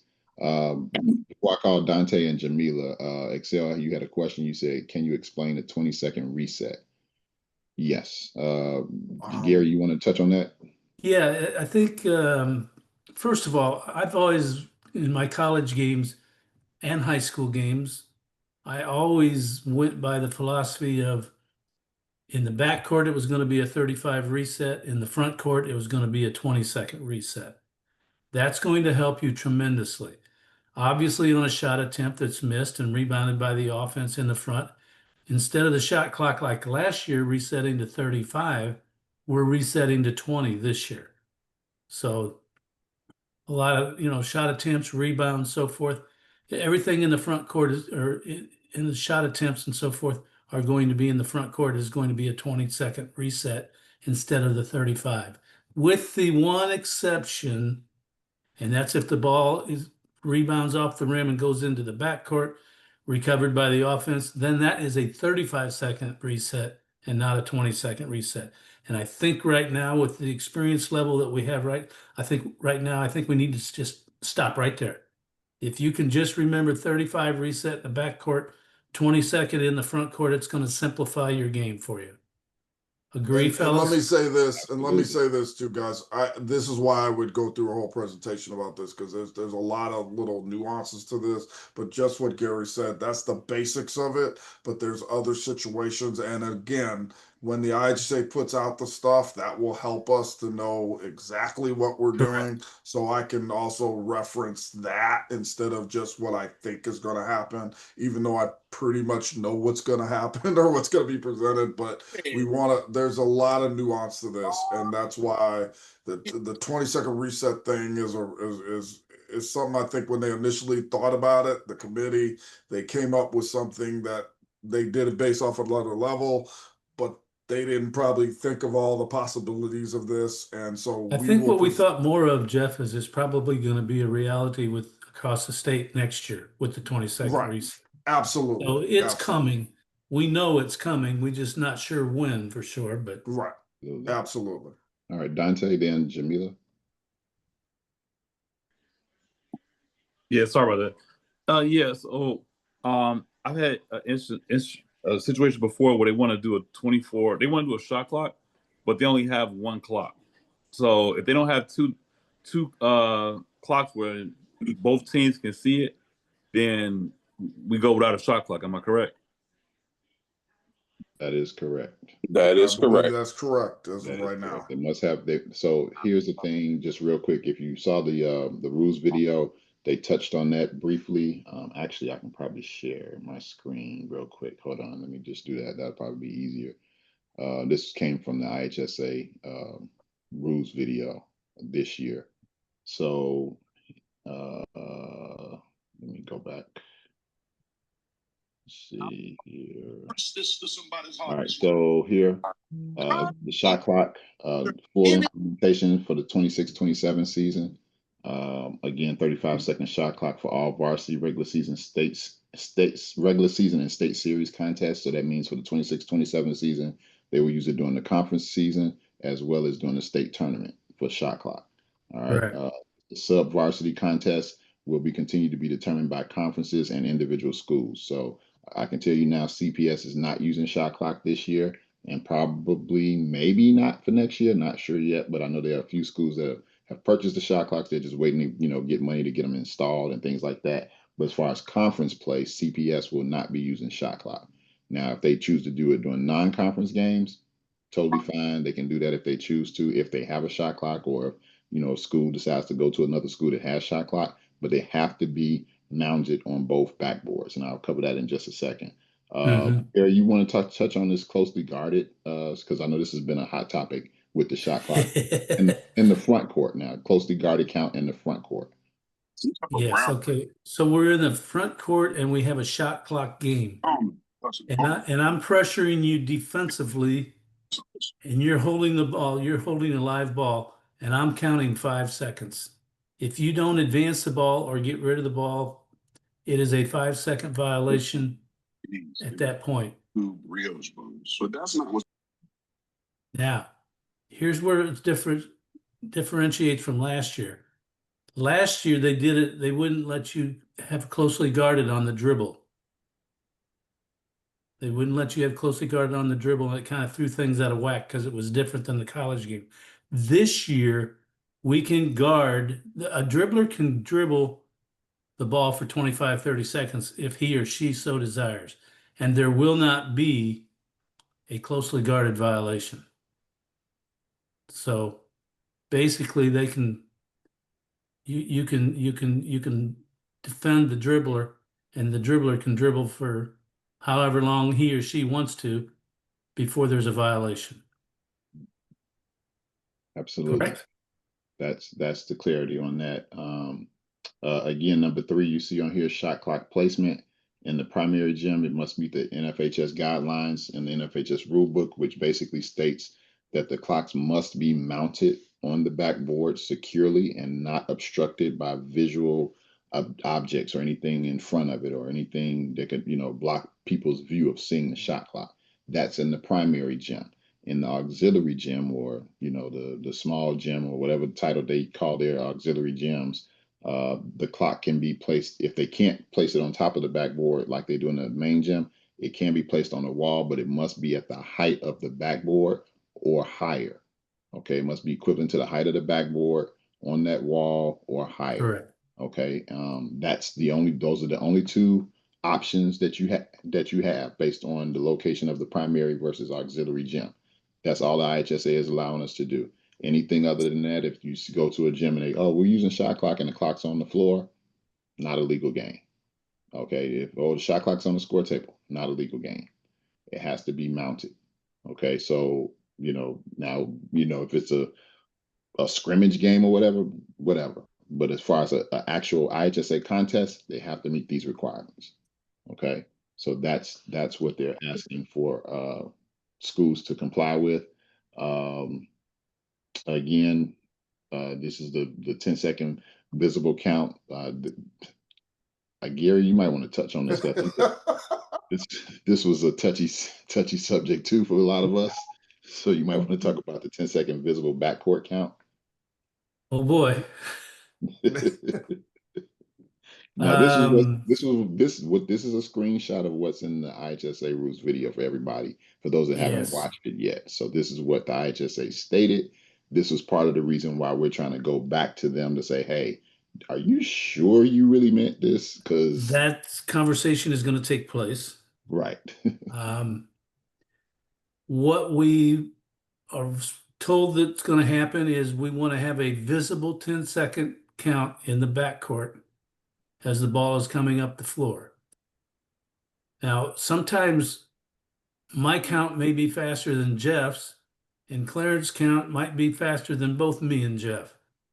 So we have to be cognizant of that. I'm not going to come out and say, maybe I am. Well, how about this? Why don't I come out and say? And I'm saying this. I'm gonna. You know how I feel, Jeff. I'm gonna take my clinician hat off, and I'm gonna put my referee hat on. If you call a violation at 26 on the shot clock, get ready to tee up a coach. If you don't call a violation at 22, you better get ready to tee up the coach. My basic point is, and that's in my presentation, is that 25, because we have 35, is the proper time, and also must add the 10-second count starts on the touch, not the control. Correct. So that's clearly stated. So whether the defense, if you're like on the throw in and the defense touches it immediately and the clock is supposed to start, the shot clock is supposed to start. That's the time. The only time it wouldn't happen is on a free throw miss and a rebound. It starts on possession, or a jump ball and possession. It starts on that time. But if you call a violation and it's not 25 or 24 on the clock, get ready to have a big conflict. And I'm going to Yeah, say, there's going to be a discussion. In order to avoid that conflict, use the shot clock as much as possible. If we have to do the count, you're basically going to do it to maybe for show. And I say that, I want to be careful with that too, because if they're going to count how many times you count it. That's the other part of this. So I don't think that this makes sense. No other level does this, but this is what they want at the time. We're working on it. Discuss with your crew how you're going to handle it. Also, any other official can make a ruling on this, because there are situations where the trail or the center have a lot going on in front of them and they're not watching the clock as contently. There could be the lead or somebody else calling the clock. And that's what I was showing the presentation, matter of fact. But I'm just going to say, be very careful doing where you are relying on your count, your visible count, and you aren't accurate. So you either got to get better accuracy, or you got to start kind of use it as a show versus what is actually on the clock. And what Jeff is really saying is there will be a visible 10-second count in the backcourt coming up the floor, but before there is a 10-second whistle, he's going to look at the shot clock to make sure that it's at 25 or whatever the case is, 26 or whatever. That, I think, is how we're all going to do it. Did I say that? Nope, I did not say that. But if you're smart and you're a good preventive officiating official, that may be the best way to handle it. Well, as they used to tell us back in the day, wink, wink. Yeah, yes. Hey, when it comes to shot clock situations, everyone, I would suggest strongly with the shot clock operator you have this conversation with, him or her, and with your partners you have this conversation. When it comes to shot clock plays, it's imperative that you go extremely slow. And that goes for the shot clock operator too. Tell the operator at the table, do not get in a hurry, because if we go too fast and we think, or we thought, or in my opinion, that kind of stuff is going to get you in trouble. But if you keep it slow, use that KISS method that we all know about in basketball, keep it simple, stupid, or keep it slow, stupid. That's what we're looking for there. Okay? Jamel, you had a question. I know Jamel been sitting there for a minute. And then I have one, Coop, when Jamila finishes. Okay, fine. Jamel first, because she got her hand up. Thank you. It's Jamila. Jamila. Get the girl's name right, I'm sorry. All of y'all are wrong. It's Jamila. Okay. Jamila. I'm sorry, Jamila. Cup fan Jamila. Okay. Sorry. But first, since you guys brought up the visible 10-second count, I see why they included it in there, because they're still kids and they're not going to be paying attention to the shot clock. So we're trying to show them to actually, I get it why they still put it in there. But my question was pertaining to the shot clock being sanctioned. I know I did a game one time. The home team said it was sanctioned, but the visiting team said they did not want a shot clock. And Jeff, you were saying that we can check on that prior to our games? Well, you need to ask the home team, the school that's the host school, obviously, if they're doing the shot clock. And I mean host school because there are tournaments that are going to do this as well. So you just want to check with them to make sure that's what's going on. And then obviously, if they have agreed to be in that tournament, they probably agreed to the rules that they are going to use the shot clock. But that being said, non-conference games or games at the house, both schools have to agree on the usage of the shot clock. So I don't know that necessarily that's going to be the case at a tournament, but that's a good point. Maybe there could be, but I guess if you're in that tournament, you are agreeing to be in that tournament with the shot clock if they so desire. So, as I said, I know a school that's doing it for their freshman level. So I'm assuming if people or schools are joining that tournament, they already know that they're doing shot clock, or they've told them they were doing that. So, Jeff, maybe some of the best advice we could give is just, before you call the school and confirm your assignment with the school and everything, that's a good time to have that conversation. And another thing too, it might be a good idea just to assume that there is going to be a shot clock game and prepare accordingly. Absolutely. Absolutely. Because there are schools that had the shot clock device and didn't use them. So I would go into gyms. I've been in many gyms, like there were a lot of them that there's a shot clock there.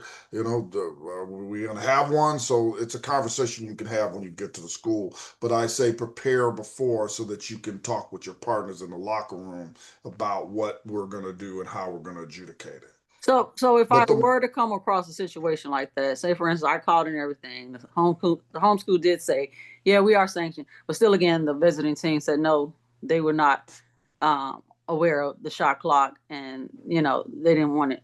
So we still play the game, but do I do a report or something or what? Jamelia, No, the home team and the visiting team both have to agree before it can be used or not used. With the state? Yes. Yes. No, no, not even the state. The state doesn't have anything to do with that. Both schools have to agree. Right, State has made the rule so that they can do it if they choose to, meaning they both agree. Now, again, tournament is a whole nother issue, and I only say that because we're going to probably have a few of those before we get really into the season. So there probably could be a conflict with that. I would say err on the side of what the tournament is doing, but if it's a regular non-conference game, they're playing at a neutral site or at now I won't even say neutral site. They're playing at one school versus the other. I would say go by if they both agree. If one is adamant not doing it, then we're not doing it. Okay, gotcha. Yeah, they both have to agree. That's what the state said. So they both have to. Also, just real quick on the screen, this yellow area. Basically, it's saying any failure of the shot clock to work during a game will result in the remainder of that game being played by conventional timing rules. No contest should be delayed if the clock can't be fixed in a timely manner. So in other words, if you start with shot clock and there's some malfunction or what have you where it's not working, you just go back to officiating the game as if we did without the shot clock. So that means now you got to go 10-second visible count in the backcourt, 5-second closely guarded, all that kind of stuff. So that is in the IHSA rules, and I'll share this link to this spreadsheet. To this shot clock guideline that I kind of just put together.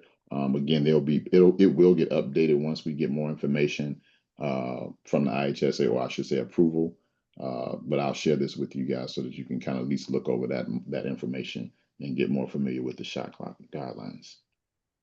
All right, Nico, you got a question? No, hold on, Coop. I'm sorry, Steve. Steve. Go ahead, Steve. We've had this problem for years at the Big Dipper tournament. We had to go to the point of having the officials in each pregame remind the coaches that the clock, the 10-second count, is not with the count, it's with the official. Okay, because their count oftentimes starts once they drop their hand to turn the clock on. And the person running the clock, whether it's a kid or an adult, is not always going to be as disciplined as they should be to get that clock on properly. So we had to let the coaches know, and those of us that have been around, we know coaches are game players. They want to say anything they can to get an advantage in the game. So you got to be aware that the most disciplined person on the court should have control of that 10-second count, and probably need to start making the coaches aware of that in the pre-games so they know before the game start, we're not relying on that clock to count 10 seconds. We're relying on our count to count 10 seconds. Yeah, that's an important piece to definitely have in your pregame, not only with your partners, but also with the coaches, like Steve just said. Nico, you got a question? Yeah, so piggybacking off of what Steve said, the time, say if you signal I want to say doing a gameplay and the ball hit off the rim, team B gains possession of the ball and they going down court, and I guess you say an official on that side where the table is signal to reset the shot clock if it haven't gotten reset, and now about time you looked up and the players in the front court to the opposing team, what are you supposed to do? Because if you look up and you see the shot clock, it's like what, 5 or 6 seconds off. Would you stop the game, or would you? How would you go about a situation like that? If Stop the the game. Stop the game. Okay, If it's that egregious, stop the game. I'm gonna tell you now. I've been doing this a while from a college standpoint. And any time that something is going to get us in trouble, we stop the game to correct it. Yep. And then just so we're clear, they get a new 30. They get a new 10-second count too. So we're Okay. not penalizing them for what time has gone off, and now we're gonna penalize them because it's 5 seconds off or 3 seconds came off the clock, so now they got 7. No, they get a new 10 if it's a mistake. But this is why we have to be good clock officials, because if we're good clock officials, this can be resolved pretty quickly.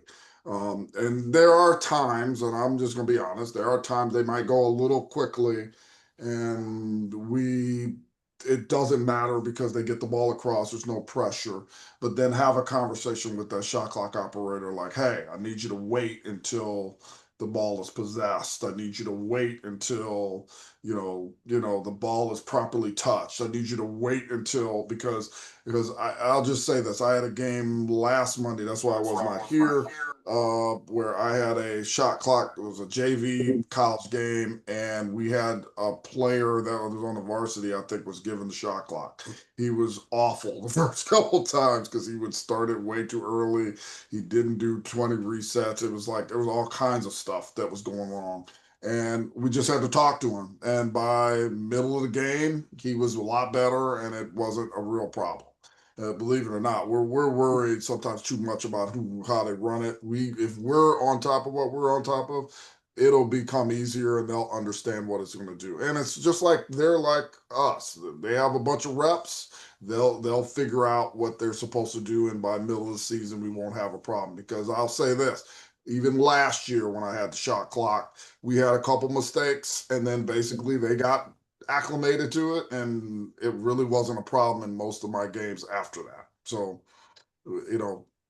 but we need to be due diligence on when it starts and when it shouldn't, and that's the other. And if you don't mind, I want to show a play. And real quick, And Jeff, that's just before you show your play, I'll say this okay. too. If you work with someone that has shot clock experience, definitely follow their lead. That way, it makes your learning curve a little bit easier, and it keeps the flow of the game going a little bit better too. So definitely, be honest. If you get into that locker room with your partners, hey, Gary, Jeff, I'm not very comfortable with shot clock. I've never really done it before. Okay, cool. They'll know right up then at that moment, okay, this is what we need to do to get through this game. And this is what we're going to do. These are the tips we're going to give you. If you're not sure, we'll resolve it, da, da, da, da, da. But that's how you're going to learn to transition through those processes, especially those, unusual situations that may pop up every blue moon. You need to know how to manage those as well.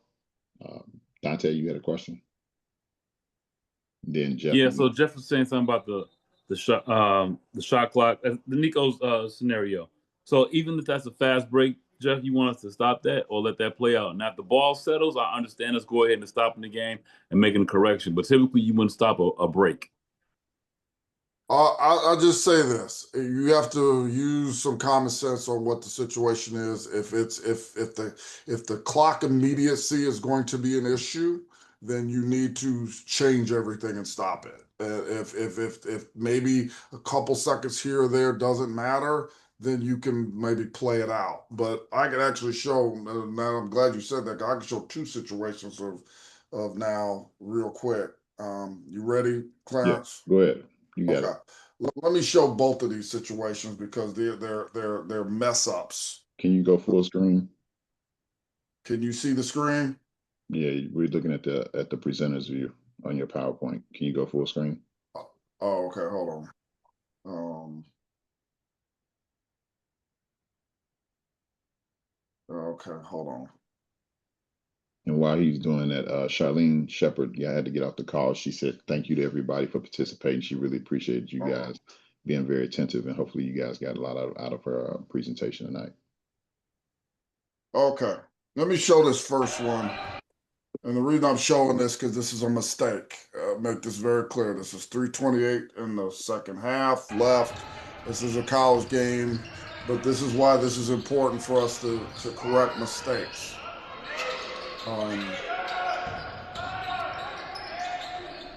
The ball hits the backboard, just the backboard, the side of the backboard, and you reset it. Whoops. This is a situation we have to correct this now. And there was a replay of this. So we cannot wait because we had a possible violation. They took 15 seconds off. Jeff, can you mute the volume on this video? Yes. Yeah, Okay. that way we can hear Sorry you about that. talking about it. Okay, so ball goes off the backboard, and look at the time. It gets rebounded. It's not supposed to be a reset. It's at about 6 seconds, maybe about 5 when they get the ball. We have to correct this now.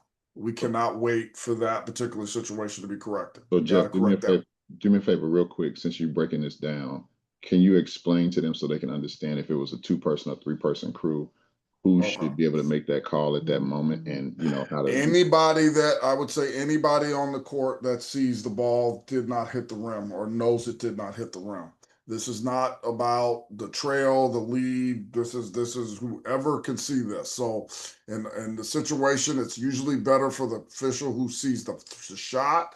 The lead is not always in the best situation, but if the lead absolutely knows that this did not hit the rim and knows for a fact the lead needs to stop this. This was missed partly because we did not, and look what happened. And this was a critical part of this game. You might say to yourself, why am I showing this? This isn't actually a presentation. Part of the reason I'm showing this is because the team that's in blue or in purple lost this game by 7. And this was a critical possession. And this probably made it a 3-possession game, I think, at the time. So the fact that we did not stop this and the fact that we didn't notice this was a mistake was big. So big that the team that was in blue I think was leading the conference at the time and ended up making the tournament. Now I say all this because ironically I was the alternate on the championship game of this tournament, and this was such a big deal. First off, he sent the play to our supervisor, which we had to admit that we screwed this up because I didn't know what he was talking about at the time. And then he said something to me at the championship game right before, because I was the alternate. I got to go with the crew. That's how big a mistake this was. And he was livid about it. And I didn't know what he was livid about because I didn't recognize that the ball hit the side of the backboard. So any of us can correct this if we know this is for a fact. And this is kind of what we're talking about with with having good clock awareness, because we should be trying to figure out did it hit the rim, did it not hit the rim, and correct it. So because unlike the bigger boys or bigger girls, we don't have replay, so we can't correct this. That's how big this mistake was. So I say that just because that's a mistake that we got to correct. Especially with 5 or 6 seconds, we can't waste time. If it's 1 or 2 seconds that go off the clock, okay, maybe we're not going to correct that immediately if they go up the court and there's no issue. But there are times when we just have to correct that mistake. Any questions about that one? That was a great point about the clock management piece of it, especially just hypothetically speaking. Just imagine if this was the end of the game, and we missed that. That can affect a win-loss situation real quick. So this is one of the reasons why we're saying everybody has to work on their clock management skills. And I will even say this, in that particular conference, I know this doesn't apply to high school, but the top 4 teams make the conference tournament. And that means they don't make the NCAA tournament, they don't make the conference tournament. They can't win the conference and get the automatic bid. That's how big this is. So just fast forward just to a regional that we have next year. This could be that kind of situation, and we cannot make a mistake in the last 4 minutes of a game because it's hard for them to recover. If you ever heard higher level officials talk about the last 4 minutes, we got to be perfect. The last 4 minutes, we got to be perfect. Because if we make a mistake, they cannot recover as easily, even though, and they only lost by like 7, but you might say that one play didn't make a difference. It changes the dynamic if they get if they have a violation and now they score. Now that's a 1 possession game and maybe they got a chance to win the game. They couldn't recover from that. So that's on us. So we have to know that. Okay. Now, this other play, the reason I wanted to show this, because this was kind of deals with what Charlene was talking about with the loose ball. Backing him in. He is so prolific at this ball. Losing the handle on it. Jameer wrestling it up inside. I tell you what. IUSB. Okay, so we have a held ball. So the issue is there a change of possession? Are we resetting the shot clock, or what's the situation? I'll just say they reset it automatically, and we noticed that there were 6 on the clock. So I had to go tell the clock operator, put it back at 6. And I think this particular school had recall because they put it at 20, thinking it's a new possession. I'll let this play out and let you hear. Inbound of the basketball to the right of the lane from more Markinite sitting near wing. Here's the ball in the hands of Schmidt. Shot clock now at 3. Hugh, shot deflected, and it's coming our way. And it's not good recognition by IUSB there. You had time while they were cleaning the floor to communicate a little bit, make sure everybody knew that there was 6 in the shot clock. They had reset it to 20. The officials came over and pointed out it had to get reset back to 6, and you still don't get a shot off. Okay, so the point is that there need to be some communication on this one. And the communication also was with the official, the lead official on this place, the Division I official. And he noticed it too. And I went to him and I said, hey, Brad, did you by any chance have change of possession? Because that matters. Because if he had a change of possession and then a held ball, we have a different reset situation. Because he did not have a change of possession and we had a held ball, it has to stay where it's at. So that's the reason why we had to have a communication and our recognition of the shot clock situation. These are situations that you have to recognize yourself, because a lot of times you might have a shot clock operator immediately change it and you don't know. And if you find out they don't have recall, at least the recall can help you, but most places are probably not going to have recall because it's an extra feature that they got to pay for to put into our game. So that's kind of what the reason I wanted to show that, because Charlene mentioned the shot clock situation with the held ball. That very much could come into play on plays like that. Now, early in the game, you may say to yourself it doesn't matter, but we have to get these situations right when these take place. Correct. Sorry, Jamila, you got a hand raised? Yeah, I had a similar shot clock situation where my partner had called a jump ball right when I'm just gonna say Team Blue had possession of the ball, but then he had a jump ball and the arrow was going back to Blue, but the shot clock went completely off, and we had to reset it. Good thing I had looked; it was on 1 second when he blew his whistle. So we had to reset the shot clock to just 1 second. But that was a situation that I never experienced, and I wow, I was able to, take a great look at the shot clock. And those are what we kind of similar, what we call atypical plays, meaning plays that don't happen very often, or unusual plays. Right off. And so you really have to be prepared for anything when you're out there, especially when it comes to the rules. That's going to be very important. To know how to adjudicate those various situations. Take some medicine. If we don't, then it's going to be a problem for us. And potentially can affect the outcome of the game. In some cases. So that's why we say you get know those rules like the back of your hand. Learn those shot clock rules like the back of your hand. So that way, whatever happens in the flow of the game, you're prepared to adjudicate it accordingly. But also get in the habit, like I was saying earlier, get in the habit of looking at that clock. A1 just scored, B's taking the ball out of bounds, take a peek at the clock. Okay, as they bring the ball up the court, take a peek at their clock. They get across half court, if you can, take a peek at the clock. Just to know what that clock is, because if something happens you got to put that time back on that clock. So that way they have the appropriate time left remaining in the shot clock. Know if that ball hit the rim, or know if it didn't hit the rim. I mean, I could show even more plays where the ball looked like it hit the rim. One official is saying 20 because they think it's an offensive rebound. The other official is like, wait a minute, that never hit the rim. And you got to communicate, and you might have to go to a more experienced official to give that information. You're working with me or Tracy or Clarence. Don't assume we saw the same thing you did and you're the younger official thinking, well, they must know what they're doing. No, we could have missed we could have assumed something. And that actually did happen in one of my games last year. Division I official, we're in a Division III game, had a shot that was short, doesn't hit the rim, ball goes out of bounds. There's 2 seconds on the clock. He's immediately telling the table a 20-second reset. It never hit the rim. I had to go to him and say, it never hit the rim unless you have something different and this, that, the other, making sure. But we might have to get together to communicate that, just like we would a lot of other situations. So absolutely. Don't be afraid to speak up.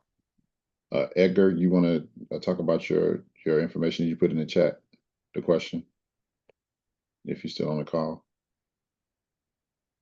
No, I was just asking about like those seconds that were like in that video that you were showing that there was 5 seconds left, but if one of the refs had a visual of it, can they just like count it in their head, or like, like count it like, yeah, basically on their head, and then let it play out, and then say that after the shot clock has been run out, can they just blow the whistle and say that their 20 seconds has been done, or do we just stop it immediately and put the up bounce in play where the closely, like at the 28 feet or wherever the play was being played at last, and reset the 5 second?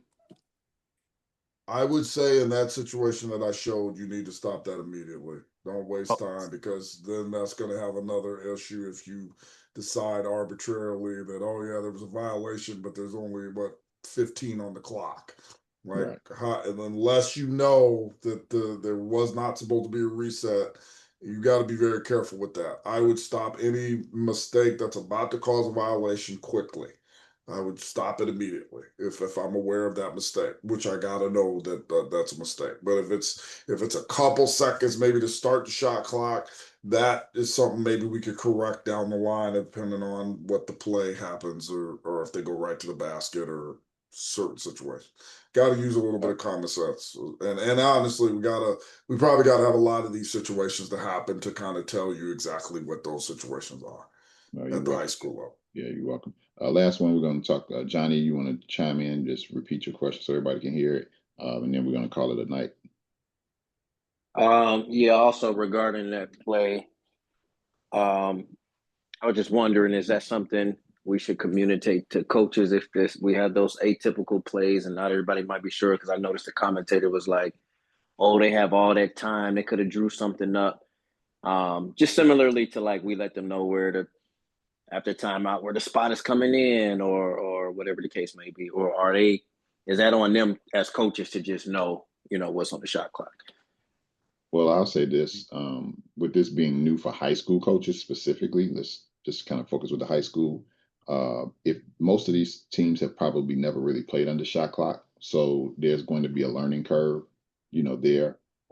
If there's some information that we can share with the coach that we feel can, help them understand what we're doing and why we're doing what we're doing. If that moment occurs and you feel that you can share that information, feel free to do so.